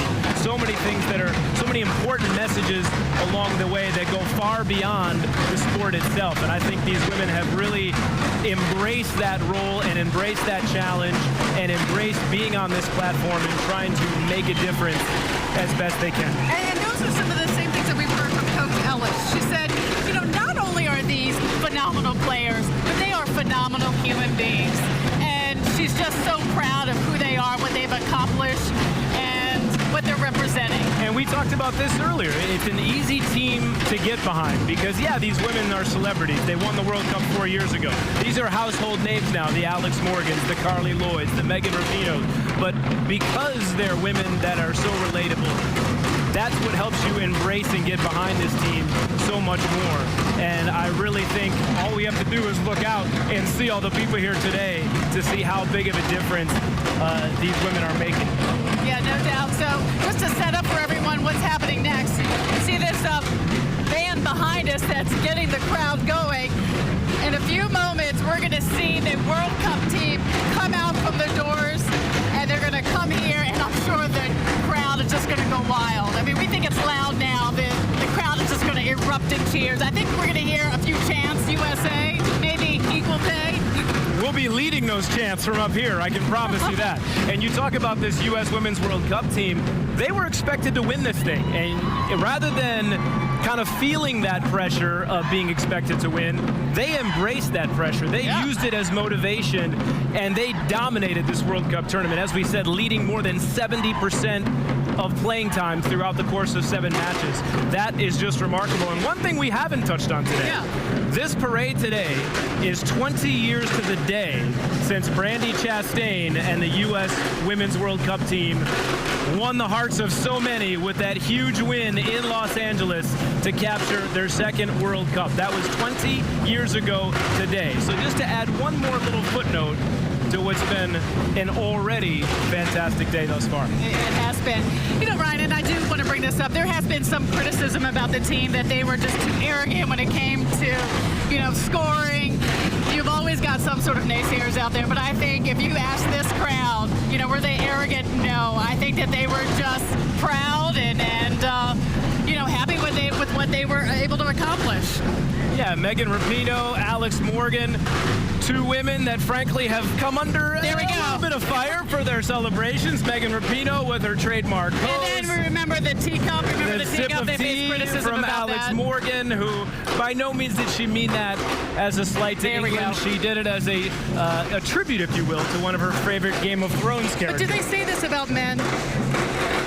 And that was the point that Alex Morgan was making. The way men celebrate, sometimes nobody talks about that, but the fact that, you know, so much controversy, if you will, surrounded that celebration. She feels there's a double standard, and she's right. And I think that's one of the points that they've kind of driven home during this entire thing. These women are going to be themselves, right? And that's what we love about them. You want to celebrate the way you want to celebrate? By all means, Let me celebrate the way I want to celebrate. Right, of course. And that's all they're asking. They don't want to be treated any differently than their male counterparts. And I think they've earned their right to be at the table and get equal pay for for equal play, and they now are, as I said, household names and deserve everything good that comes their way. Yeah, we still have our reporters out there along the parade route. I think we're going to try to get to one of them right now. Nina. Okay, it looks like we're having a few technical difficulties, but again, the excitement is building here behind me. We're going to have the World Cup champions come out. They're going to be given the keys of the city. ABC News' Robin Roberts will be emceeing this event, and she has a real connection to this team. She was out here last time for the other ticker tape parade in 2015. She's here again, and all of the athletes were on GMA, and just to hear them just say how they're just taking this moment in. As well they should, and for them to all tell their stories and talk about how fun it's been to make such a difference and make their voices heard on this platform that they've been given, I think has been really one of the remarkable stories to unfold during this World Cup run. And if you've ever wondered what it felt like to be at a victory parade, the nice part about these drums being here is you can hear how loud it is. And those of you watching at home or online, you can almost feel like you're right here in City Hall Park with the rest of us as this band is setting the table for the U.S. Women's World Cup soccer team when they walk out onto that stage. And you talk about a thunderous ovation that's going to happen when that takes place. We are looking forward to that. Just minutes away, we are expecting that ceremony to begin. Yeah, and Mayor this has got to move on quickly, right, Ryan? Because these girls, they have to get on a jet and they've got to head to L.A. for the ESPY Awards. The party continues, Sade. Yeah, they don't have a whole lot of time.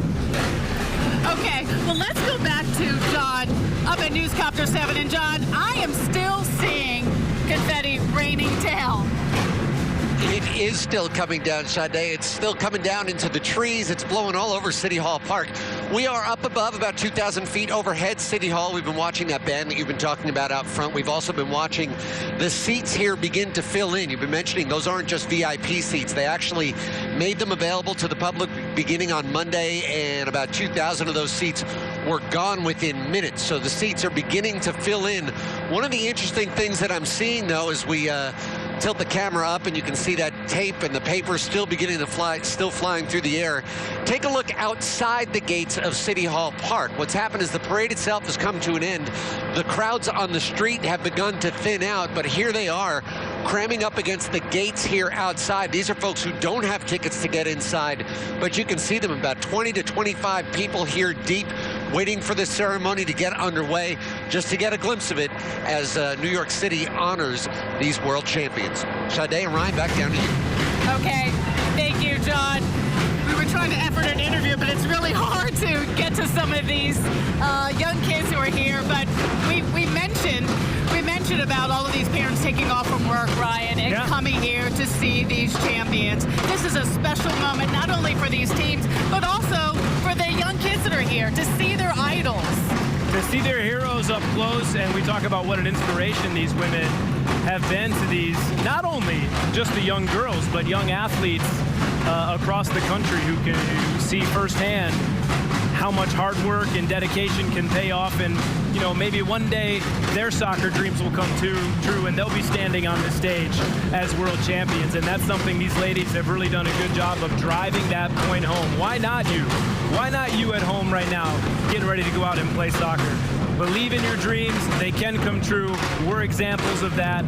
And I think they've done a nice job of relating to so many people as they tell their stories and how they got to this point in their lives and how they've gotten to this point now of becoming world champions. And Ryan, we know that some of the messages it's not just about equal pay. They're saying we need to have greater funding for U.S. women's soccer team at large. It is also about their medical staff, equal promotion of the game. And there was actually a lot of criticism when it came to the World Cup game in France. The women are suggesting that there wasn't a lot of global marketing when it came to the game in France, that more should have been done to let people know about this World Cup game. So it is far bigger than equal pay. It is about just funding of the team over it all. Well, I got news for you. The fact that they're now 4-time World Cup champions, I can guarantee you their voices are being heard. And I'm excited to see that changes that are going to come about because of this and because of the message they've been driving home. You're watching the Parade of Champions here on Eyewitness News. Ryan Fields, Sade Benoit, along with you. The mayor, Bill de Blasio, will be out as the ceremony for the presentation of the keys to the city will be happening in mere moments. Stay with us. We're coming right back. We are sisters, and we just moved in together. Why Alyssa and Aaliyah chose FiOS. We stream so much. A lot of times Alyssa is watching TV on her laptop, using her phone, also using her tablet. I am really good at multitasking. Because I'm awesome. A little. The best internet is even better at our best price. Switch now and get our fastest speeds available, plus a free Chromebook on us.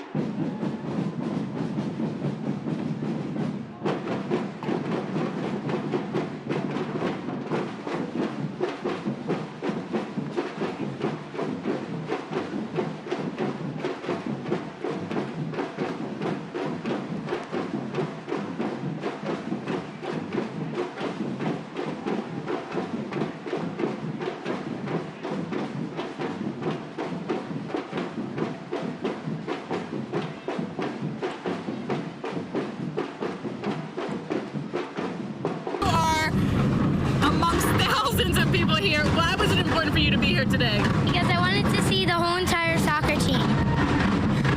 And what resonates most with you in terms of this team? What? Why is this team is so important to you? Because I love soccer and the USWNT are really good. Who's your favorite player? Alex Morgan. You know, we've been hearing that a lot. A lot of Alex Morgan fans. Her dad, Chris, is here as well. And Chris, if you talk about, obviously this is such a special day, but why was this so important to you to bring your daughter Amanda down here this morning? Because she wanted to see the parade, and the U.S. women's team are such great role models for these young girls that wanted to come here and get to see them, be a part of this today. And, you know, we've been talking about the messages that are sent from these team members. How is it for you as a dad that many of these young women are role models for your daughter, Amanda? It's great. I think they're positive role models, and they're a great team, and we enjoy watching them. Well, we're happy we can celebrate with us today. It is great having you guys out here. Thanks so much for talking with us. Thanks for having us. All right. Can't wait for those champions to come out, right? Yeah. It's going to be a lot of fun here, but we want to send it right back out, right? To Rob Nelson, who's down stateside. What's going on, Rob?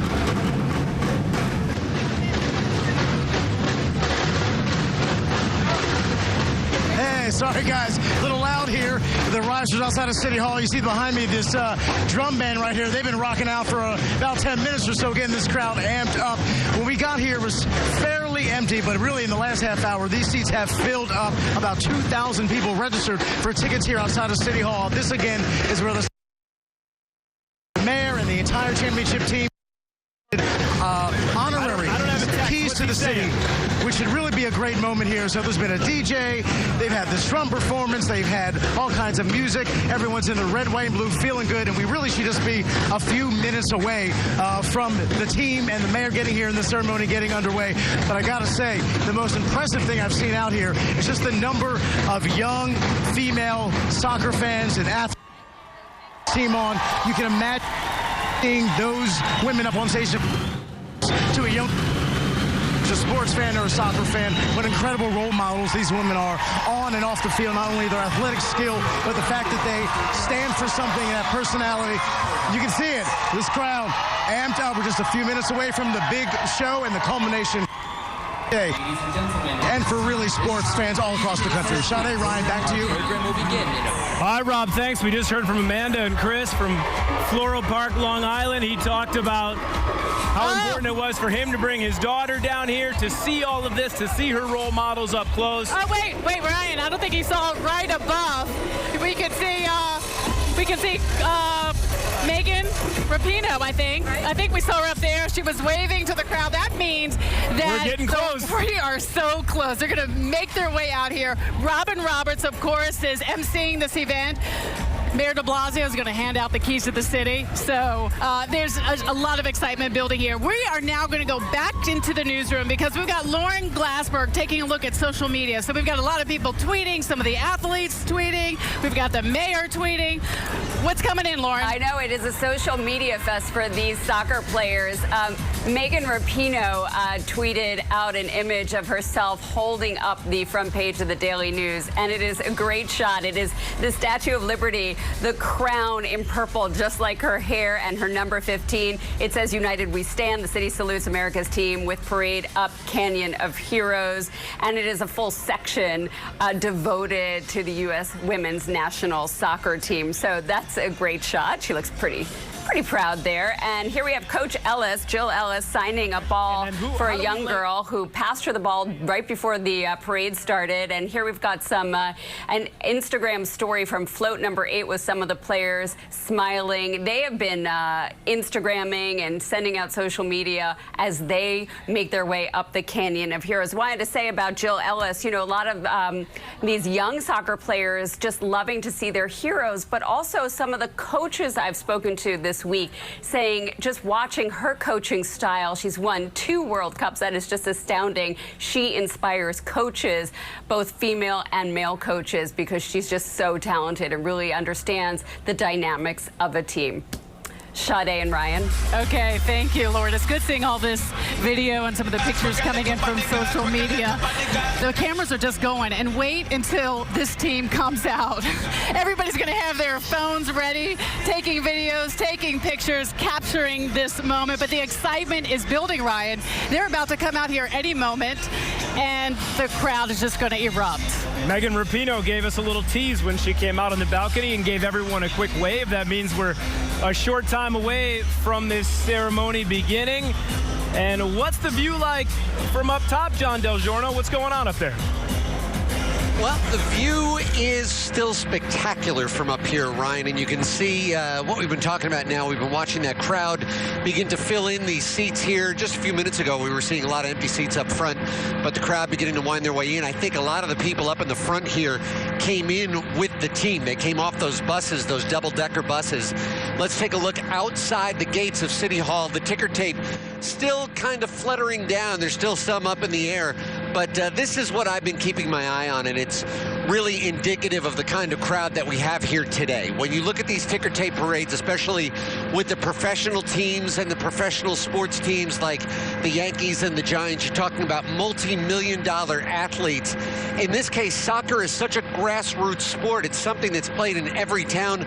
The term soccer mom is its own thing all over the United States. And as you look down at this crowd, that's what you're seeing. A lot of young people, a lot of moms down here that brought their kids out here to see their heroes.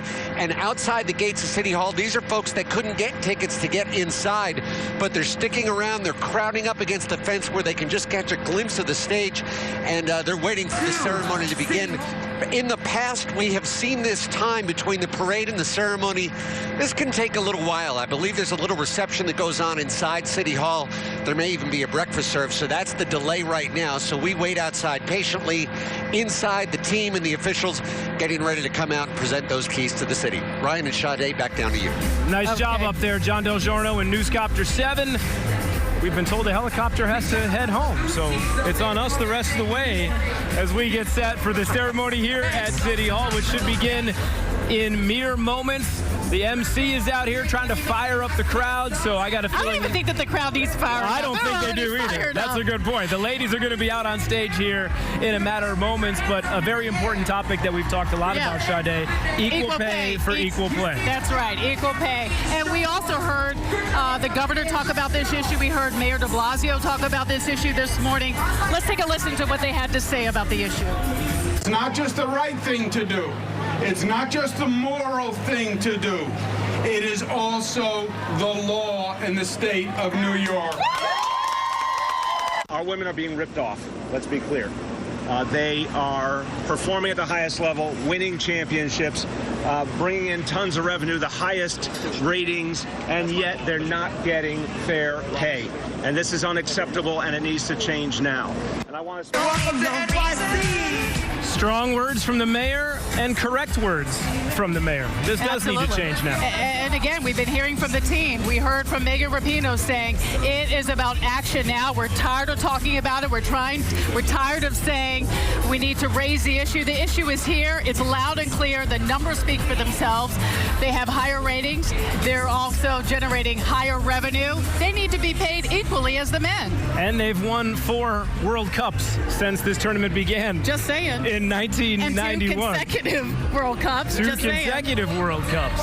And you talk about those numbers, they're getting paid a quarter of what their male counterparts get paid. And when you think about numbers like that in today's day and age, it's staggering, really. And something certainly needs to change. And the fact that these ladies have driven that point home, I think we will finally see some change in that regard. Ryan, I'm looking behind us and I'm seeing the door open and then it close. A few people come out. So all of a sudden you hear people starting to scream, thinking the players every are about time to the door come opens, out. they scream. That's right. So they are just waiting. And look, they're already waving. They're saying, I think they're coming now. We are a few moments away. And this team, we've got to stay on the clock because, as we've been mentioning, they've got to get to L.A. And they don't have a whole lot of time to get ready once they get off the plane. We're talking about a 12:30 flight that's reportedly leaving out of Newark. They're going to be on the air 8 p.m. tonight, the ESPY Awards in Los Angeles. They're going to be a huge part of that presentation, and you can watch that entire show right here on ABC. So then they're going to party after the ESPY Awards. My question is, when do they get sleep? I don't think they want sleep right now. What we saw on those floats and the way the ladies were partying and sipping the champagne and everything else that comes along with being world champions, I think they're going to enjoy this ride for as long as they can, and rightfully so. Ryan, we're talking about the level of enthusiasm for this team and how they've captured the heart of America. I can't say that there are a whole lot of teams that really engender this across the entire spectrum. I mean, I think everyone is just so proud of these young women. They have really set the bar, I think, time and time again about who they are, what they stand for, the messages to young girls, the messages to young men. And, wow, these parents are, I'm sure, just so proud to bring their kids to this kind of event. Yeah, you said it best. It's hard not to root for these ladies, and that's why all these people are here today to celebrate their accomplishments and celebrate what they stand for and what they've meant to so many people. We saw them do it in 2015, and then to come back and do it again in dominating fashion in 2019 speaks to how good they are on the pitch and how good they are, I should say, in terms of what they mean to today's society as well. Yeah, Ryan, and we have the vantage point. We're able to look across the sea of people, and I could even tell a couple blocks away from where we are, people are still standing around. They're saying, well, we can't see the players, but we're going to cheer them on in the background. Even if we can hear them, that's more than enough. I mean, there's going to be roughly 2,000 people here in the actual surrounding the stage, if you will. They had to give those tickets away, and they went in a hurry. So obviously you'd like to squeeze a few more people in here, but this place is packed to the gills. Ryan, wait a minute. You know what I'm saying behind us? The doors are now officially open. That means these World Cup champions are about to make their way through the doors. And look, the phones are getting ready. Do you see that? They're poised for their shots. I feel like they're teasing us here at this point, Sade. We see all the chairs set up. We've got the podium there as we get the ceremony. We'll begin here in a matter of moments. And the waiting is the hardest part, right? Who's going to come out first, Ryan? I wonder. I think it has to be Megan Rapinoe. You think so? Megan Rapinoe is going to come out holding the trophy. It might be a trophy in one hand and a glass of champagne in the other hand. That's a good combination. That's a great combination.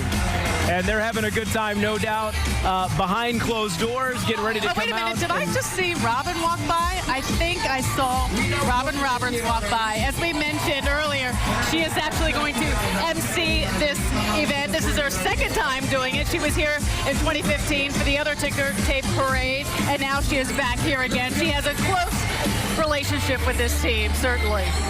And we saw that yesterday firsthand as the entire U.S. women's national team joined Robin and company on Good Morning America. All smiles, telling their stories, just sharing to everyone what this run has been like, starting in France and now culminating here in New York City with a championship parade worthy of the champions that they are. Is that Robin Roberts? That is Robin Roberts. She is now coming out, and again, as we mentioned, she is emceeing this event. So things are about to get underway right now. I'm sure that the team is about to come out of those double doors. We're also going to see Mayor de Blasio, who's going to hand out keys to the city again. I mean, how cool is that? Not only have they received keys to the city once, but keys to the city twice. They're going to have to get a new keychain, I think, Sade. They've got too many keys to keep track of. The announcement just came over the PA telling everybody to take their seats, that this ceremony will begin momentarily. So that's the update we have for you at this time. But you know what? After what these ladies accomplished and what they've done during the last few weeks, I think we can wait a little longer. I think so. Not much longer, though, Ryan. We're ready to see them. We want to see these champions. Okay, the doors have closed again. That means that they're going to have to make a grand entrance, I'm sure. But the crowd is ready. All of the young kids are ready. The young athletes, I can already see them waving. Uh-oh. Well, they're doing a nice job of building up the anticipation. They're that's for teasing sure. us, Ryan. Well, and just the smiles on all these faces, and I think we touched on this earlier, and this is really the first thing that we spoke about when we got down here this morning, was just seeing the age disparity. Yeah. So many young people, parents, grandparents, everybody coming down here to join in this celebration in what really is not only a special day, but celebrating a special team that means so much to so many people. And the fact that they're here again 4 years later is just remarkable, especially how much they dominated that World Cup tournament in France. They put in a lot of hard work. Right now I'm reading all of the banners. One nation, one team. New York City congratulates world champions, and nobody does it better than New York City. We're looking at some video that's coming through. These are just some of the videos that were posted on social media. Certainly go to our website, ABC7NY. If you've got some pictures you want to upload, send them to us. We'd love to see it. And again, we also want to just say hello again to all of our viewers from our sister station, WPVI and 6 ABC, our viewers from ESPNU, and of course, across ABC News Live. We are around the world right here for the Parade of Champions, and we're happy you're along with us. And don't hesitate to send us your social posts. If you're watching with friends at work, go ahead, send in the video. We want to see everybody enjoying this team that is no doubt deserving of all of our adoration here today. Yeah, we saw President Obama tweet his picture. Yes. Holding up the jersey. I really want to know how many jerseys have now been sold from this soccer team. Well, it's funny you mentioned that, because Nike came out the other day and said that they broke the record for most soccer jerseys sold in a short amount of time right after. It was like the #1 selling soccer jersey in the world for Nike, the U.S. women's soccer jersey. I need to get myself one. Oh, okay. I hear them talking. I think they're about to introduce the team. Are they? Okay, the hype crew is out. They did a fake out, Ryan. They did a fake out. But right now we're looking at a shot, or actually our monitor may be frozen, but we saw a shot of Megan Rapinoe earlier holding up a newspaper talking about this ticker tape parade. They are just so proud and certainly honored to be given this parade. We talked about the ticker tape parade. The fact this is the 207th parade held here in New York City really is remarkable when you think about it. And the first ever ticker tape parade, how about this little FYI, going back to 1886 for the impromptu dedication of the Statue of Liberty. So that's a lot of history between 1886 and 2019. And this U.S. women's national team is taking their rightful place in the history not only of this city, but in our great country. Okay, and we are told that actually city officials are already there on certainly the council speaker. Soon we will see Mayor de Blasio make his way on the stage. But this is just a great moment. Everybody is so excited. And do you see the placards going up way in the back, Ryan? Can you see that? Yeah. If our cameras can zoom in, it's a little difficult, but they are ready for these champions. They are waving their American flags. They're saying, way to go, team.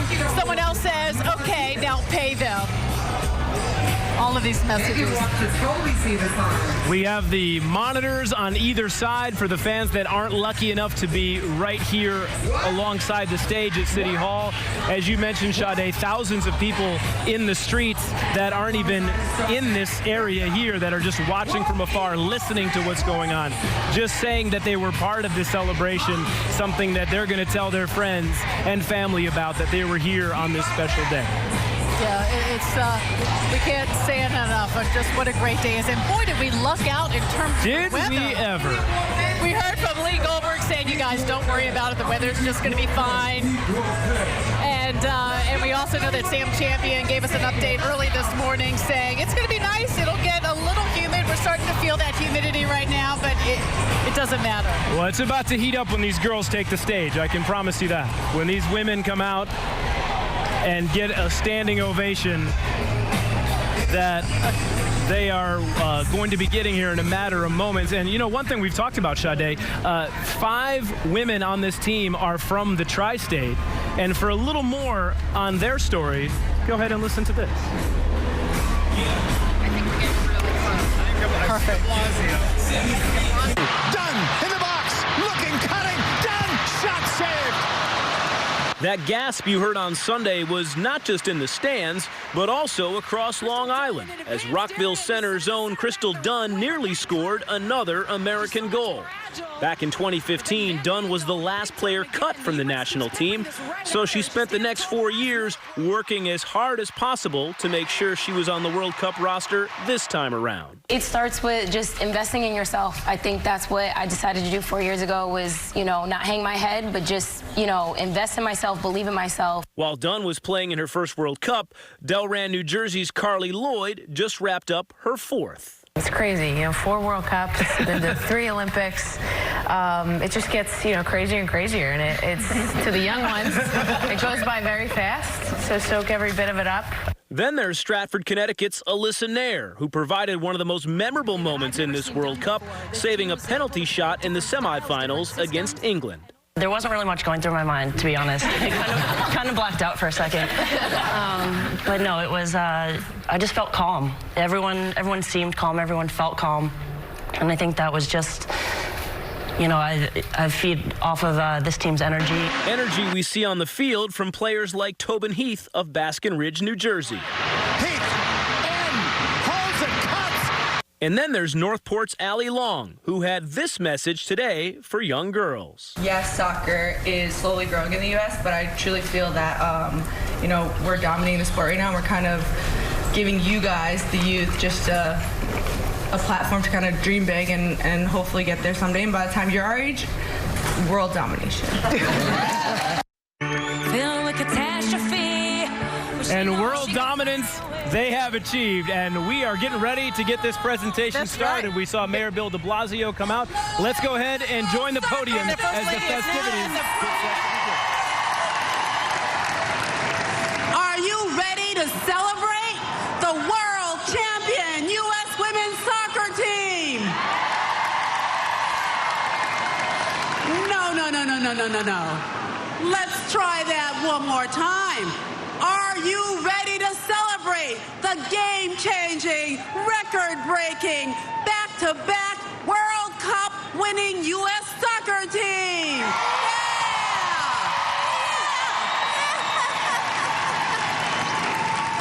That's right.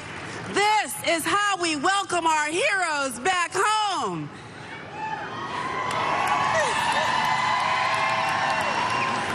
Now, the world has been watching these athletes in awe over the last month. They showed us what it means to work hard and never give up. They inspired us with incredible skill and flawless teamwork. And they showed us that playing like a girl is to be unbeatable.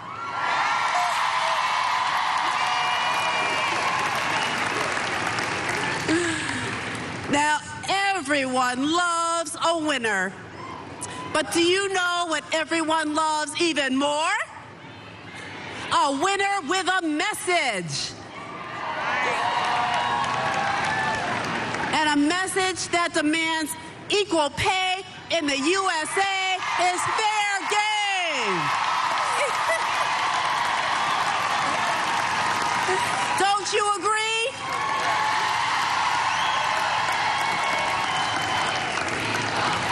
USA, equal pay, equal pay, equal pay, equal pay, equal pay, equal pay. Today, they are the greatest soccer team in the world. All the young girls who cheered the team on, match after match after match, they know that there are no limits to what they can achieve. Our champions have shown us, and they are still showing us, how to stand together, fight harder, and win for equal rights, social justice, and equal pay. New York City, do we stand with the U.S. soccer team?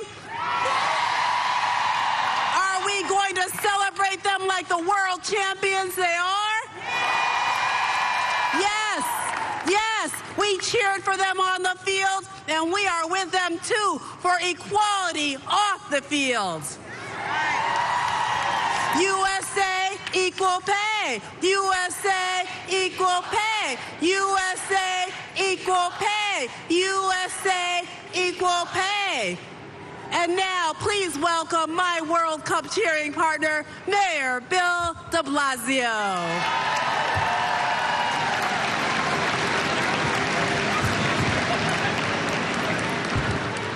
Thank you, Charlene. Thank you for reminding us that this is a moment in history.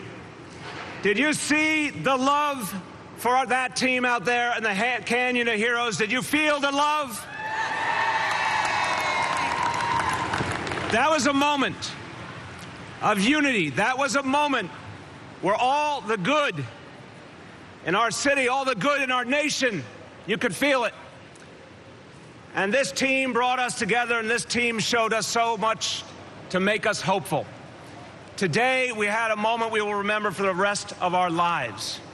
And I want to welcome everyone here in this city. I want to welcome everyone around the country who's watching, everyone around the world who is watching this historic moment. Bienvenidos a todos. In just a moment, you are going to be introduced in person to our champion team. Are you ready? 4 World Cups never has been done in the history of American soccer.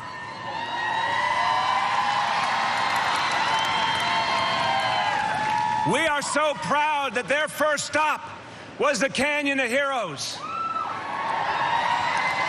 Heroes and heroines, right? And we know how to celebrate here. This team has done something never before seen in the history of this country. The greatest, most winning soccer team in American history. Este es el mejor equipo y el más ganador en la historia del fútbol en nuestro país. And what they accomplished was extraordinary. The thrilling win versus France in the quarterfinals. Alyssa Nayer's epic save in the semifinals versus England. And then one more great hurdle in the finals. And we will never forget when Megan Rapinoe scored that penalty shot. And when Rose Lavelle sealed the victory with a second goal.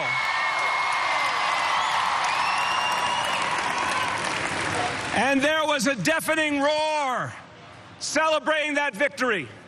A deafening roar for our champions. I want to hear one more deafening roar because of what they stand for. Let me hear you say it. USA, equal pay. USA, equal pay. USA, equal pay. USA, equal pay. This team has shown an undeniable truth, an inalienable right, that the equality of women must be guaranteed in this nation, and let's honor them by doing it.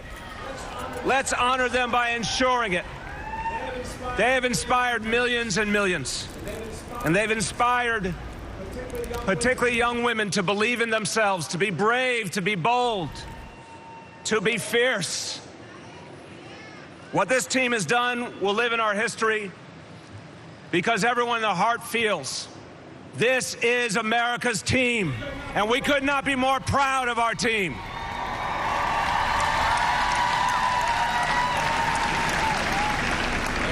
Later on in this ceremony, we will honor each player and each coach with the highest honor New York City gives, the key to the city. And every one of them has earned it. So on behalf of 8.6 million New Yorkers, what an honor to have this great team among us and to remember what they told us. One nation, one team. One nation, one team. That's what we believe. Una nación, un equipo, all together. And now I have the great honor of introducing someone very special. She is no stranger to the world of sports, a former basketball star herself and sports reporter, and now the anchor of ABC's Good Morning America. Let me introduce to you Robin Roberts.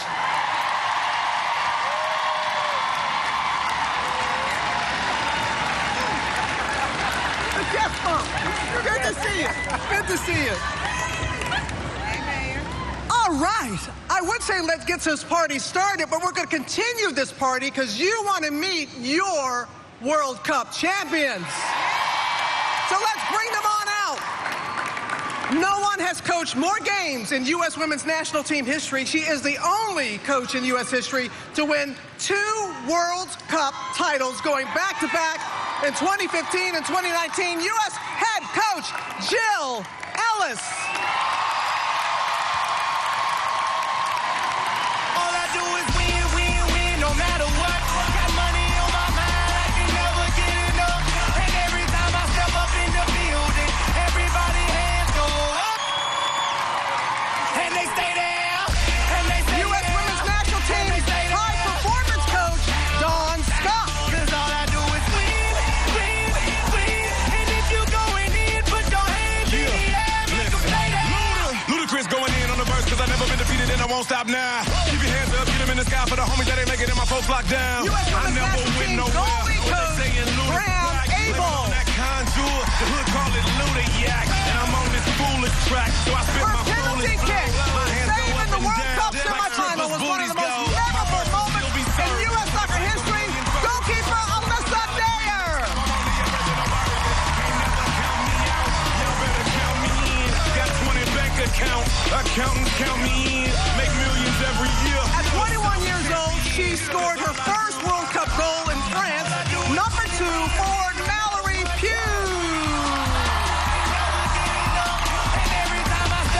She got the assist on the game-clinching goal in the World Cup final. Number 3, midfielder Samantha Lewis.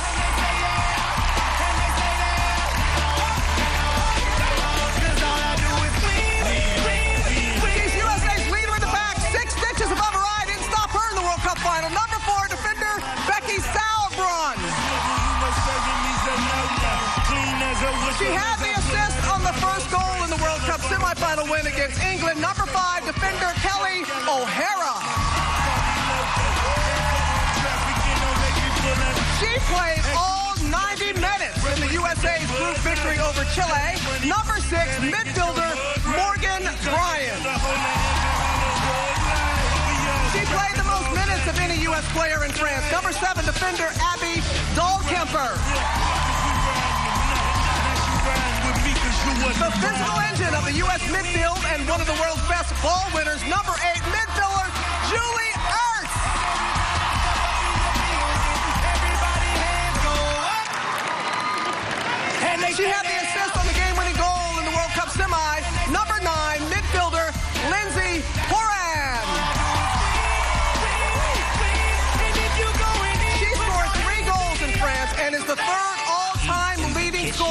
for the USA in World Cup history.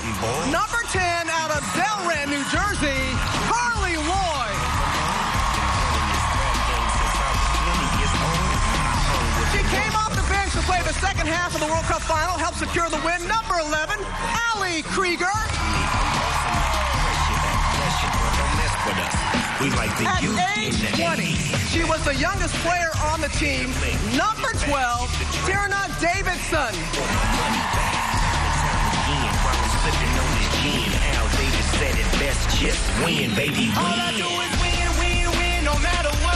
She scored 6 goals in France, won the silver boot as the second best scorer. Number 13, Alex Morgan.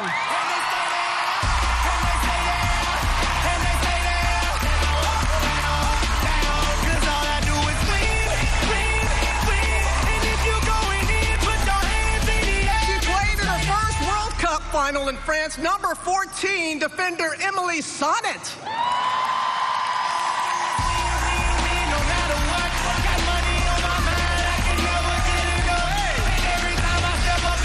She won the bronze ball as the third best player at the 2019 Cup and scored the game-clinching goal in the final. You know who she is, number 14, Rose Lavelle.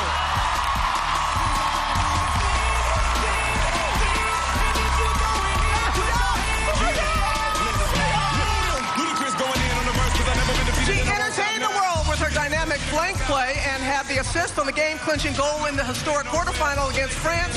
Number 17, out of Basking Ridge, New Jersey, Tobin Heath. One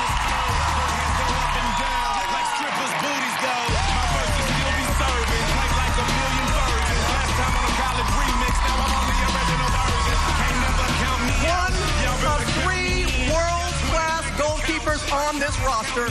Number 18, Ashlyn Harris.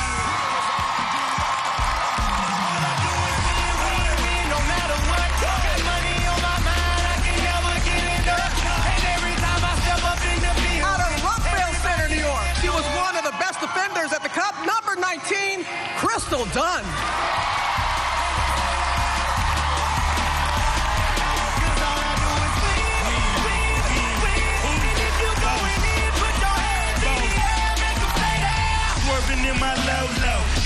One of our local players out of Northport, New York, number 20, midfielder Allie Long.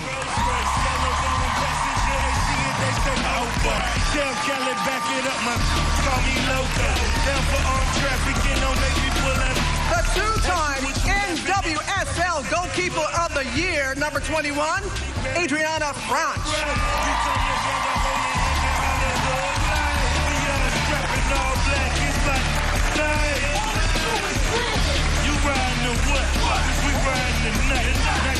The only mom on the Cup team, number 22, for Jessica McDonald.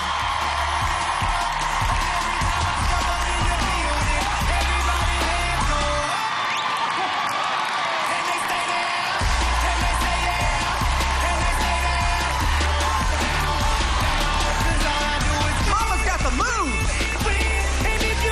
She scored the opening goal in the World Cup semifinal against England, number 23, forward Kristen Press.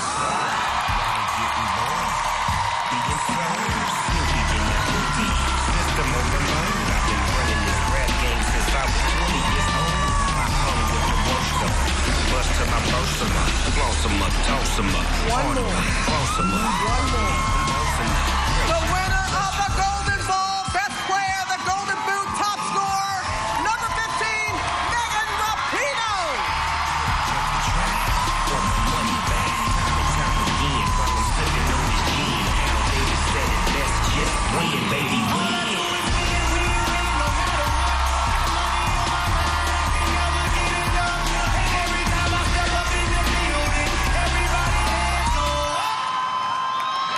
And they stay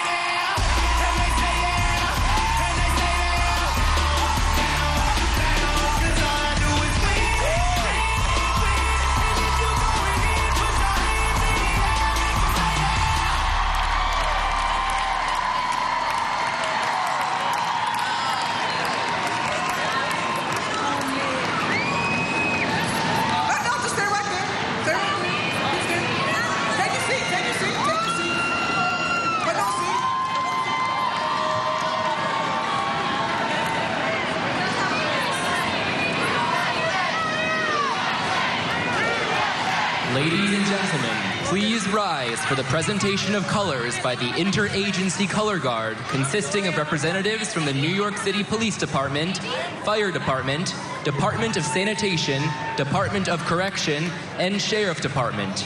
And please remain standing for the singing of our national anthem, performed by Lauren Leggio.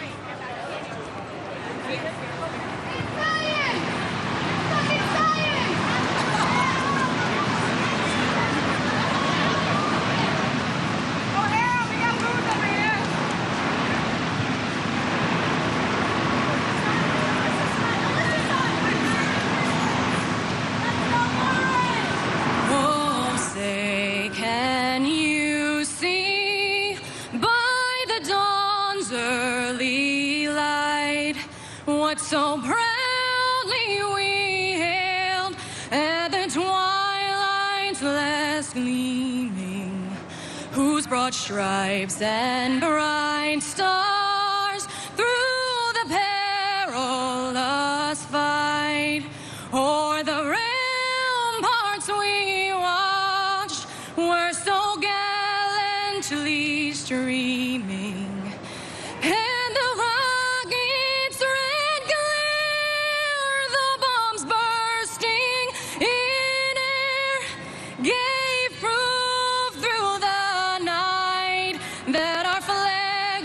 Still there. Oh, say does that star-spangled banner yet wave o'er the land of the free and the home of the brave?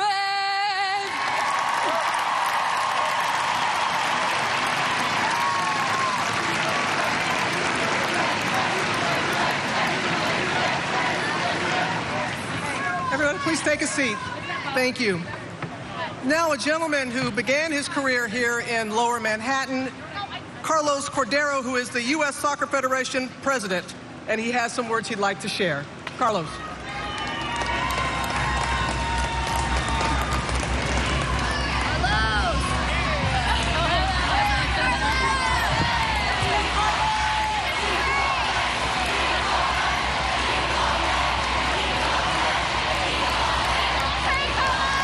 Thank you. Thank you very much. Wow. New York City, you have outdone yourselves yet again. What a parade. Thank you.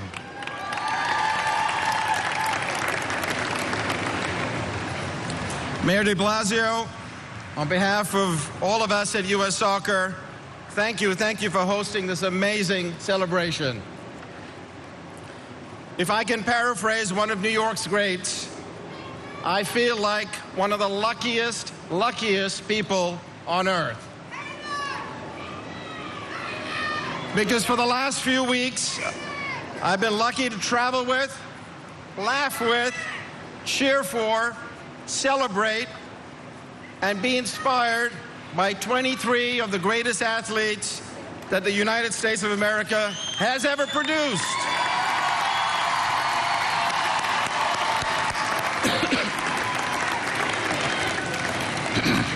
Now, some of these have already been mentioned this morning, but we can never repeat them enough. The only team ever to win 12 consecutive Women's World Cup matches.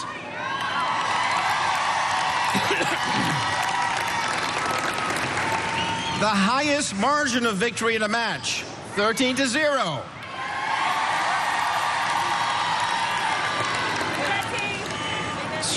Scoring in the most consecutive matches, Carly Lloyd in 6 consecutive games.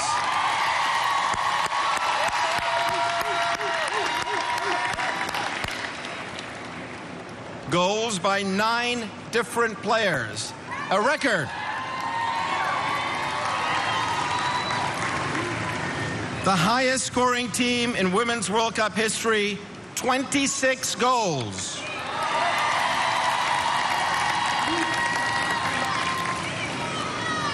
Winner of the Bronze Ball, Rose Lavelle.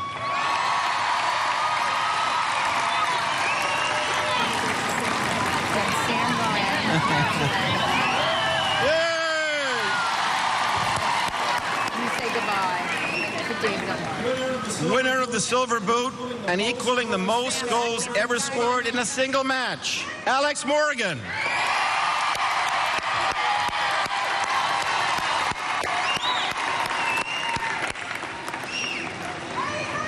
And finally, but not last, winner of the Golden Boot, the tournament's top scorer, and the Golden Ball, the best player, Megan Rapinoe.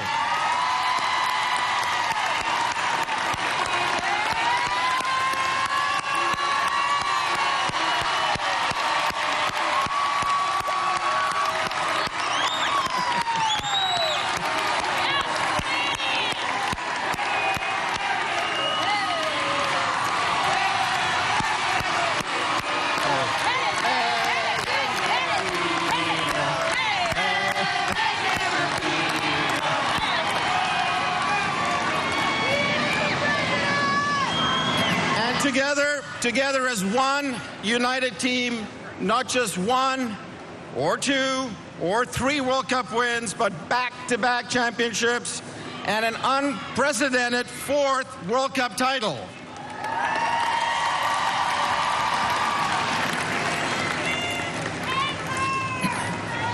Today we not only celebrate this great team on the field, but also we must honor the team behind them. Coach Jill Ellis, the first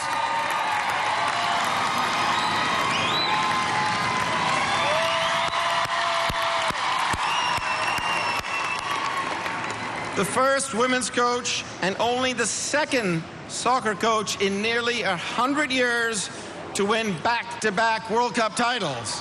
Wow!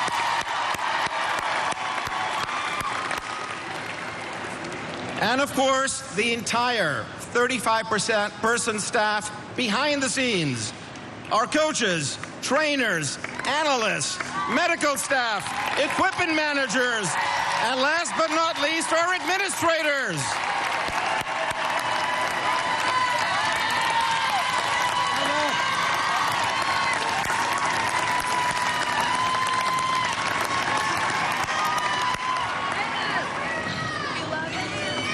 And of course, our tireless staff back at Soccer House in Chicago.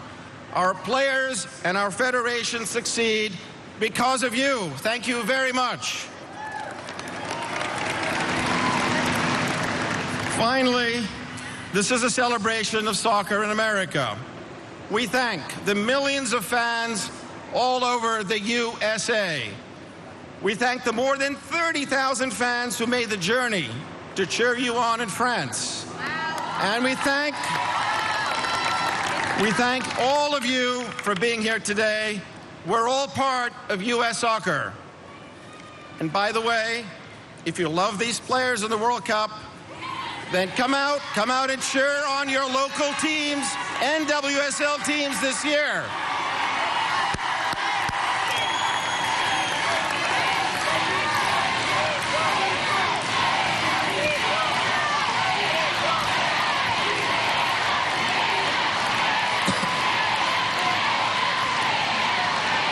And please come and join us for their victory tour across America, which begins on August the 3rd in Los Angeles. Today on that parade route, watching at home and playing on fields in towns and cities across our great country, there are millions and millions of young girls and boys who look at these 23 world-class record-breaking, history-making athletes, and they're saying, I want to be like them. And together we can help those dreams come true. To our women's national team and the millions who support them, in recent months, you have raised your voices for equality.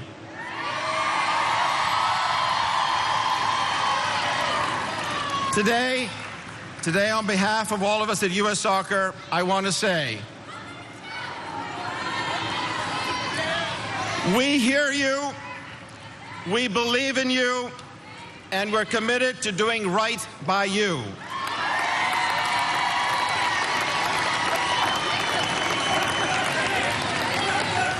And that is why over the years, from our development programs to our youth national teams, to our professional leagues, the NWSL, to our women's national team, U.S. Soccer has invested more in women's soccer than any country in the world.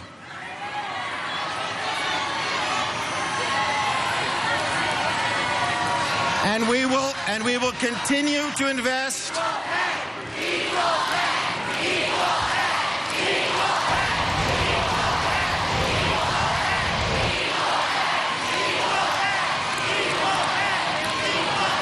We will continue to invest more in women's soccer than any country in the world, and we will continue to encourage others, including our friends at FIFA, to do the same.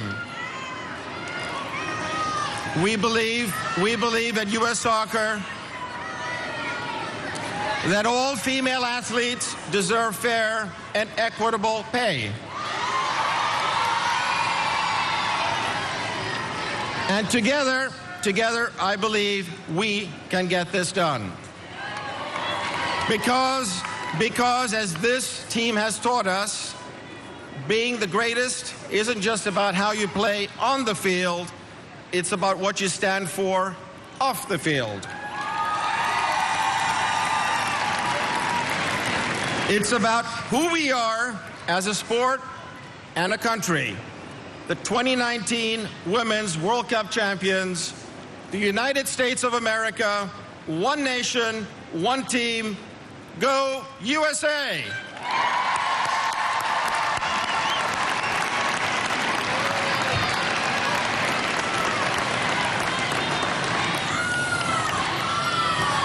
Saw you leaning in there, Jill. Saw you leaning in there at the end. Very important to know your audience. All right, we're going to hear from the players now. Yes! Yes! And we're going to begin with a woman who has done so much for U.S. soccer. Whether it is the World Cup team or the Olympics, she is the third all-time leading scorer in the history of women's soccer in the U.S. You know who I'm talking about, Carly Lloyd.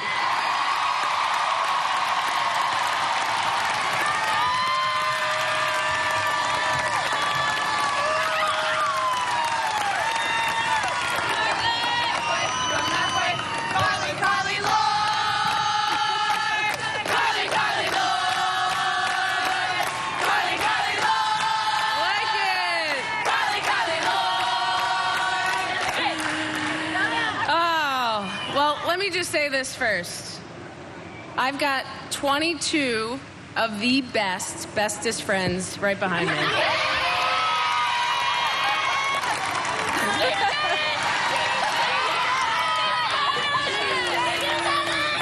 And I feel like the old granny a little bit because I'm always telling them to turn the music down. No, I mean, this is incredible. Carlos, thank you. Thank you to U.S. Soccer. Our support staff over there, you guys worked tirelessly. We changed 9 different hotels throughout our journey in the World Cup. They don't get the credit they deserve. Everybody here, Molly, our GM, the comms group, everybody. I'm super, super proud of this team. You know, we were obviously here 4 years ago. It never gets old. These parades are amazing. You fans are amazing. And I'm just super proud of every single player on this team. It took all 23 players to get to this point. Everybody played a role. And it was just incredible to see so many different players step up, so many different players come through for us. And every match, you know, we needed somebody to kind of lift us. And it's a testament to this group behind us. Such a talented group. To the coaching staff, to Jill, Graham here. We don't have a few of our other coaches. Dawn, I think is, I don't know where Dawn is. Is she here? Oh yeah, Dawn, BJ, Hyfe, Ryan. Thank you guys. You know, it was a tough couple of years to get to this point, but we couldn't have done it without you guys, so thank you. To you fans, to New York City.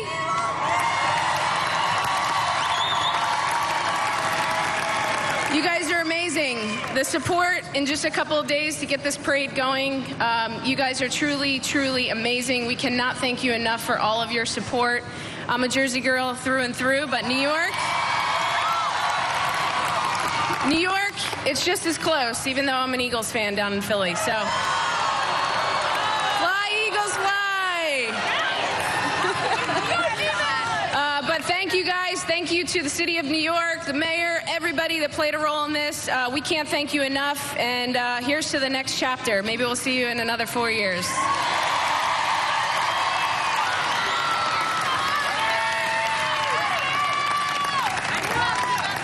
You have to admit, the players, they gave us so much to cheer up for. The watch parties that we saw all around the country and here in New York in the parks were something. And this next player really made... Well, I have a hankering for a tea right now. Why could that be? Because we're going to have Alex Morgan up here talking to us. Alex.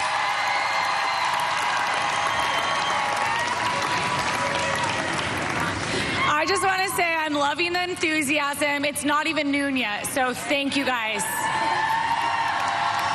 And thank you guys for bringing the heat.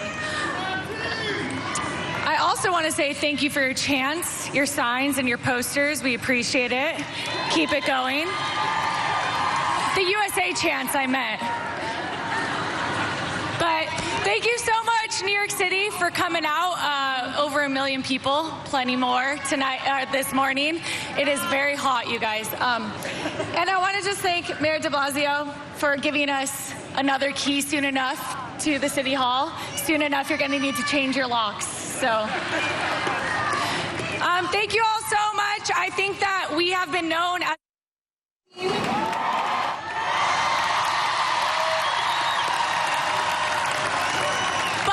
From here on out, we'll just be known as America's team. Thank you guys. I love you guys so much.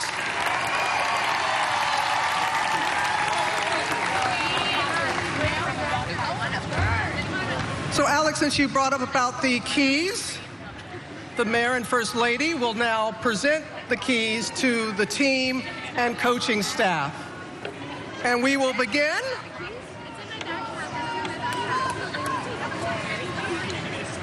There you go.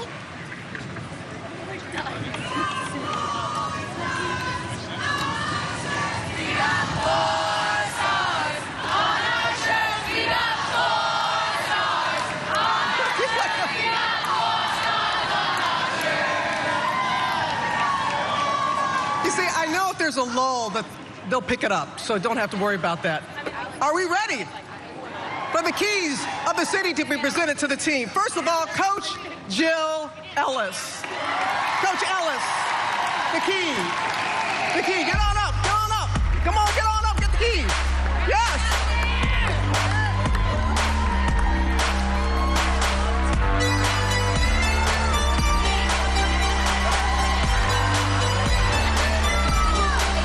Coach Don Scott.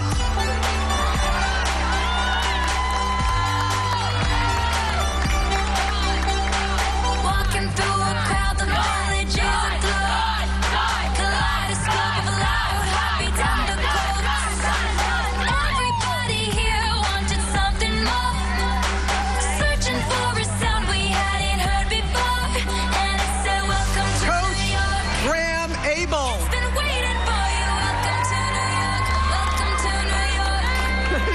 Welcome to New York. It's been waiting for you. Welcome to New York. Welcome to New York. Alyssa Mayer. Get your keys.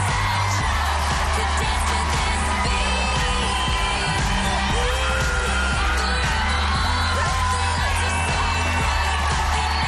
Mallory Pugh. Mallory. It's been waiting for you. Welcome to New York.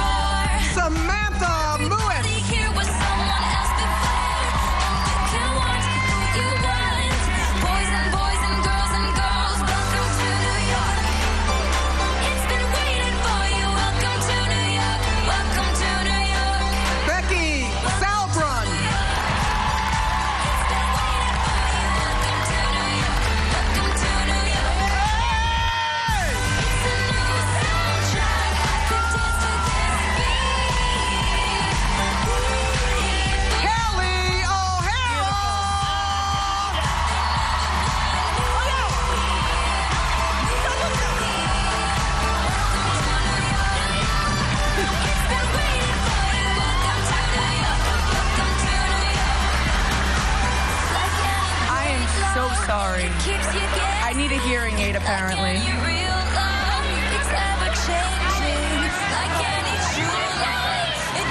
Morgan Bryan! That was too good.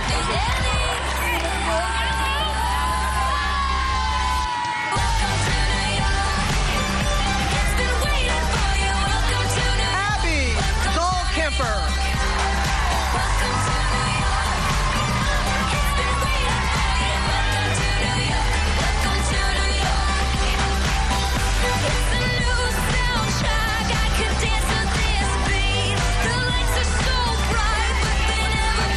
Another Eagles fan, Julie Ertz.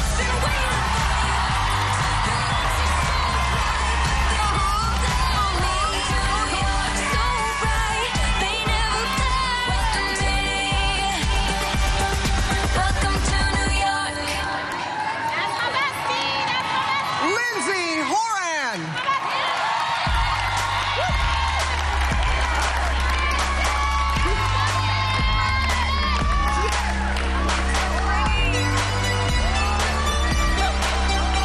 Carly Lloyd, get on up here.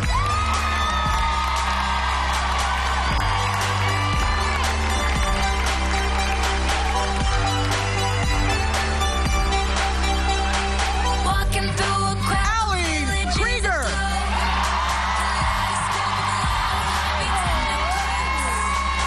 Everybody here wanted something more. Searching for a sound we hadn't heard before. And it said, welcome to New York. It's been waiting for you. Welcome to New York. Welcome to New York. Tierna Davidson.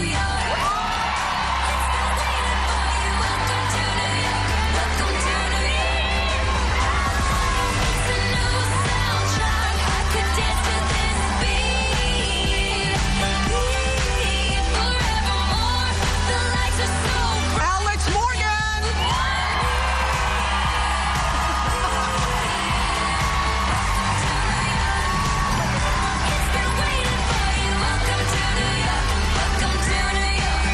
Emily Sonnet.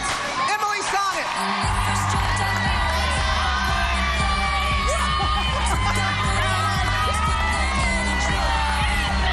Everybody here was someone else before, and you can want who you want. Boys and boys and girls, welcome to New York. It's been waiting for you. Welcome to New York. Rose Lavelle.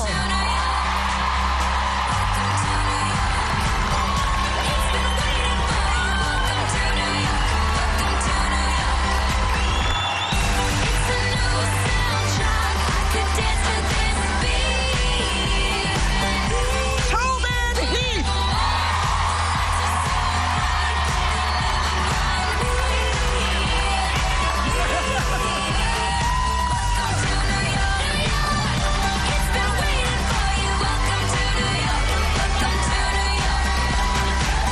Ashlyn Harris.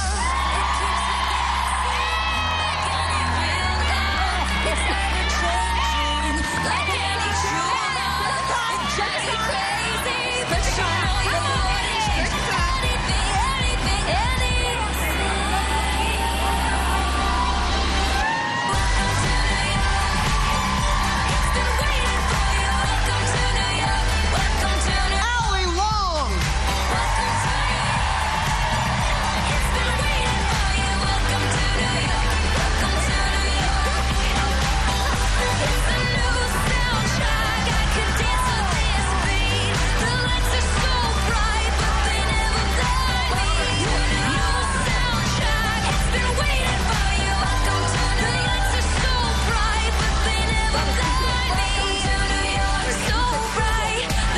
Adriana Brock.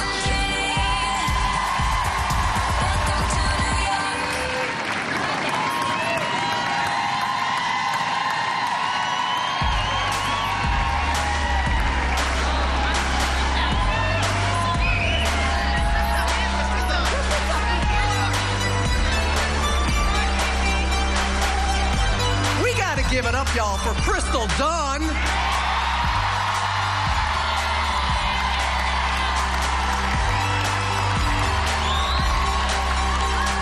Walking through a crowd, the village is a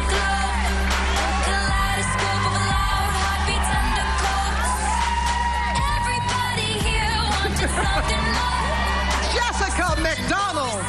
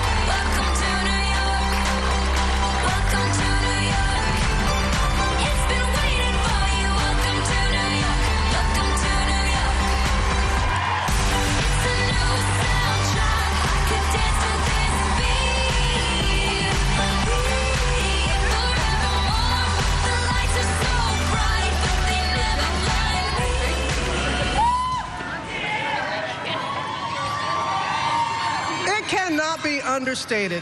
The greatness of this team, the talent, the love, everything that goes into it. The support staff, as they talked about, the coaching staff, led by none other than Coach Jill Ellis.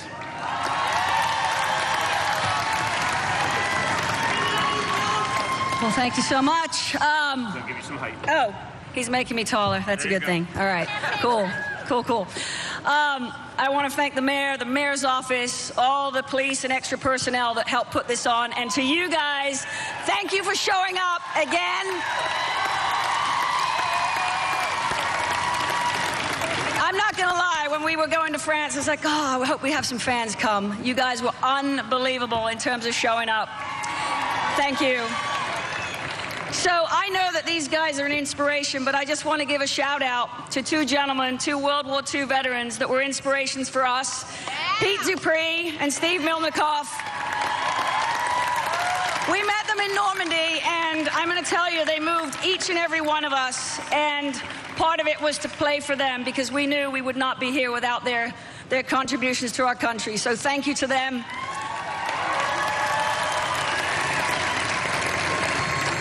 I'm going to save these guys for last, but to my staff, no way in hell without world-class staff do we get this done. So I thank you all for all that you do. You were the glue in this team, and I could not have done this without you. So thank you so much, staff.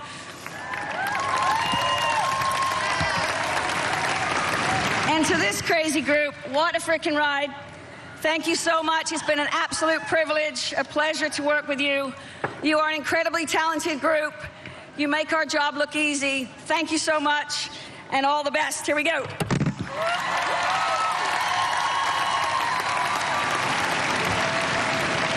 Thank you, Coach Jill.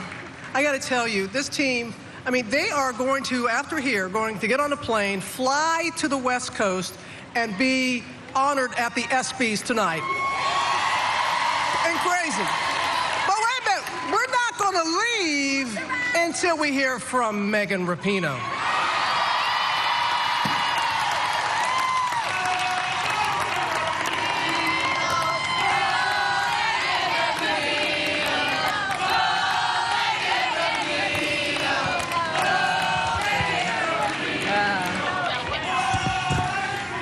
It's on.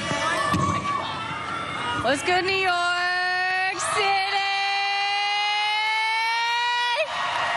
I see y'all right here, but I see everyone in the distance as well. Hello back there. This is crazy. This is absolutely insane. Such at a loss for words. I mean, I'll find them, don't worry, but ridiculous. First and foremost, my teammates. Just shout out to the teammate. Just everybody.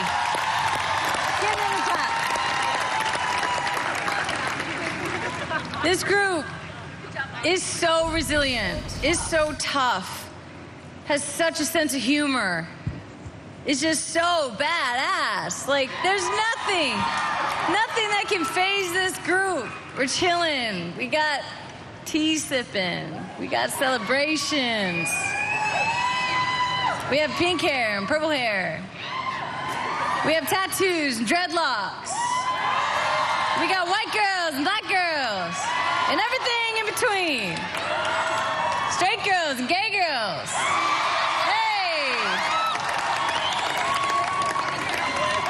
I couldn't be more proud to be a co-captain with Carly and Alex with this team. It's my absolute honor to lead this team out on the field.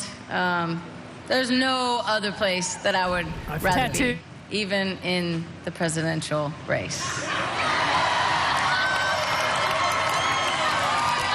I'm busy, I'm sorry. To the staff, to the coaching staff, the technical staff, to the medical staff, to the support staff, to the massage therapists, to the videographers, to the chef, Chef T, what's good, Chef T? To our security, to our media people. Thank you so much. You make our job so easy. We don't have to focus on anything other than what we have to do on the field. Thank you for that. To the Federation, Carlos, thank you. You were incredible this World Cup. I know that you got a little stick when you were up here. Couple chants. I think that's a sign of affection, though, right? Like, everybody gets booed. Everybody in the position of power gets booed. I'm gonna stick my neck out there a little bit. I'm gonna endorse Carlos. I think he's with us. I think he's on the right side of things. I think he's gonna make things right. He's proven every day since he's been in office for us that he's with us. He was with us every single day of the World Cup, not only from just a personal standpoint, how much that means to us, but just from an outlook standpoint, all the eyes looking in. This man was there. He was in the tunnel every single game. He was celebrating every single game. We appreciate that. Thank you. We look forward to holding those feet to the fire. To the mayor's office, Bill de Blasio, this is our second time around, and your beautiful wife, thank you for hosting us. Also to the governor, Cuomo is how I think you pronounce it, right? Thank you so much for hosting us.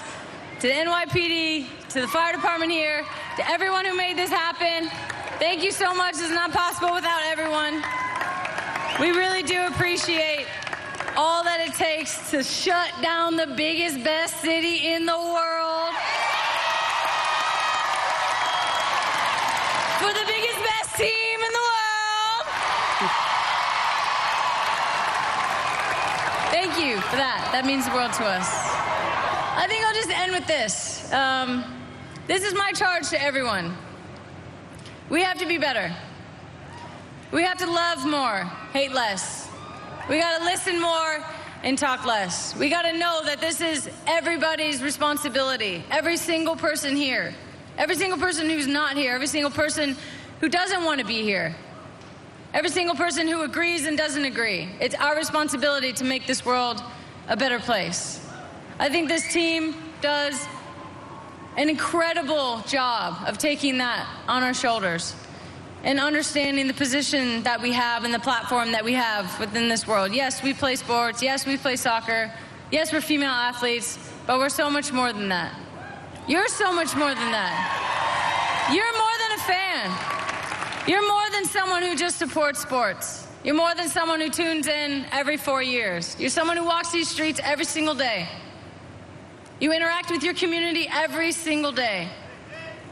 How do you make your community better? How do you make the people around you better? Your family, your closest friends, the 10 closest people to you, the 20 closest people to you, the most 100 closest people to you.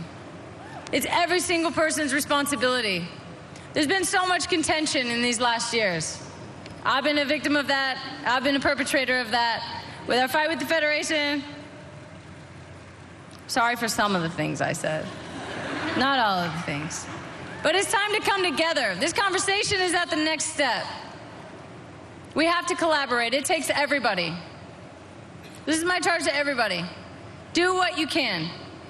Do what you have to do. Step outside yourself. Be more, be better, be bigger than you've ever been before. If this team is any representation of what you can be when you do that, please take this as an example. This group is incredible. We took so much on our shoulders to be here today, to celebrate with you today. And we did it with a smile. So do the same for us.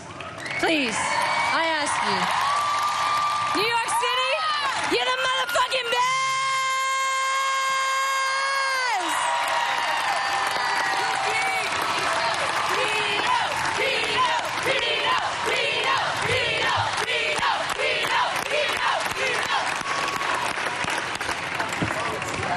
Ladies and gentlemen, Megan Rapinoe.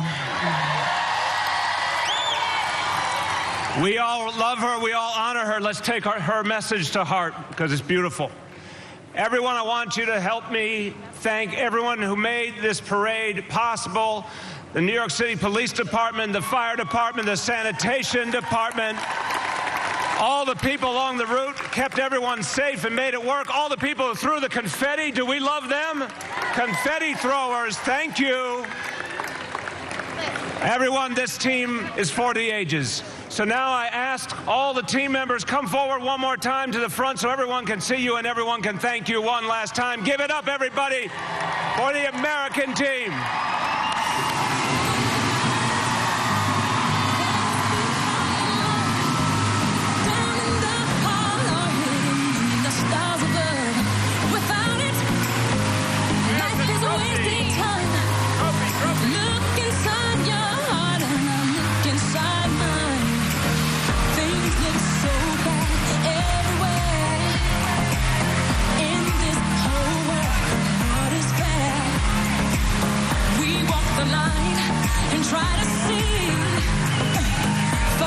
And what a celebration. I'm Sade Benoit along with Ryan Field. We just watched the team get keys to the city, and what a celebration. We heard the team members come out thanking the crowd for coming out here to support them and celebrating their accomplishments. So many powerful messages, particularly Megan Rapinoe at the end, talking about everybody coming together. What are you willing to do to play your part to help bring us together as a community, as a people? And that's one thing we all learn in watching this U.S. women's national team not only achieve great success on the pitch, but achieve great success in terms of delivering their message and every one of us getting behind it. And certainly we also heard from the president of U.S. Soccer, Carlos Cadero, and the crowd was pressing Carlos, saying equal pay. They were chanting that, and it's time to move this conversation forward. So we will see what comes in the days ahead, and certainly with this lawsuit filed by this team members. But it is an incredible, incredible day celebrating these World Cup champions. A perfect capper to what has been a perfect day here in downtown Manhattan as we celebrate the now four-time World Cup champions U.S. women's national team. Don't forget, from here, the World Cup winners are jumping on a jet and headed out to Los Angeles. They're going to be a big part of the ESPY Awards later tonight at 8 o'clock. You can watch those right here. And that is it. We're going to go to a short break, and we're going to go to Eyewitness News coming up next with David Navarro and Lauren Glassberg. Thanks for watching.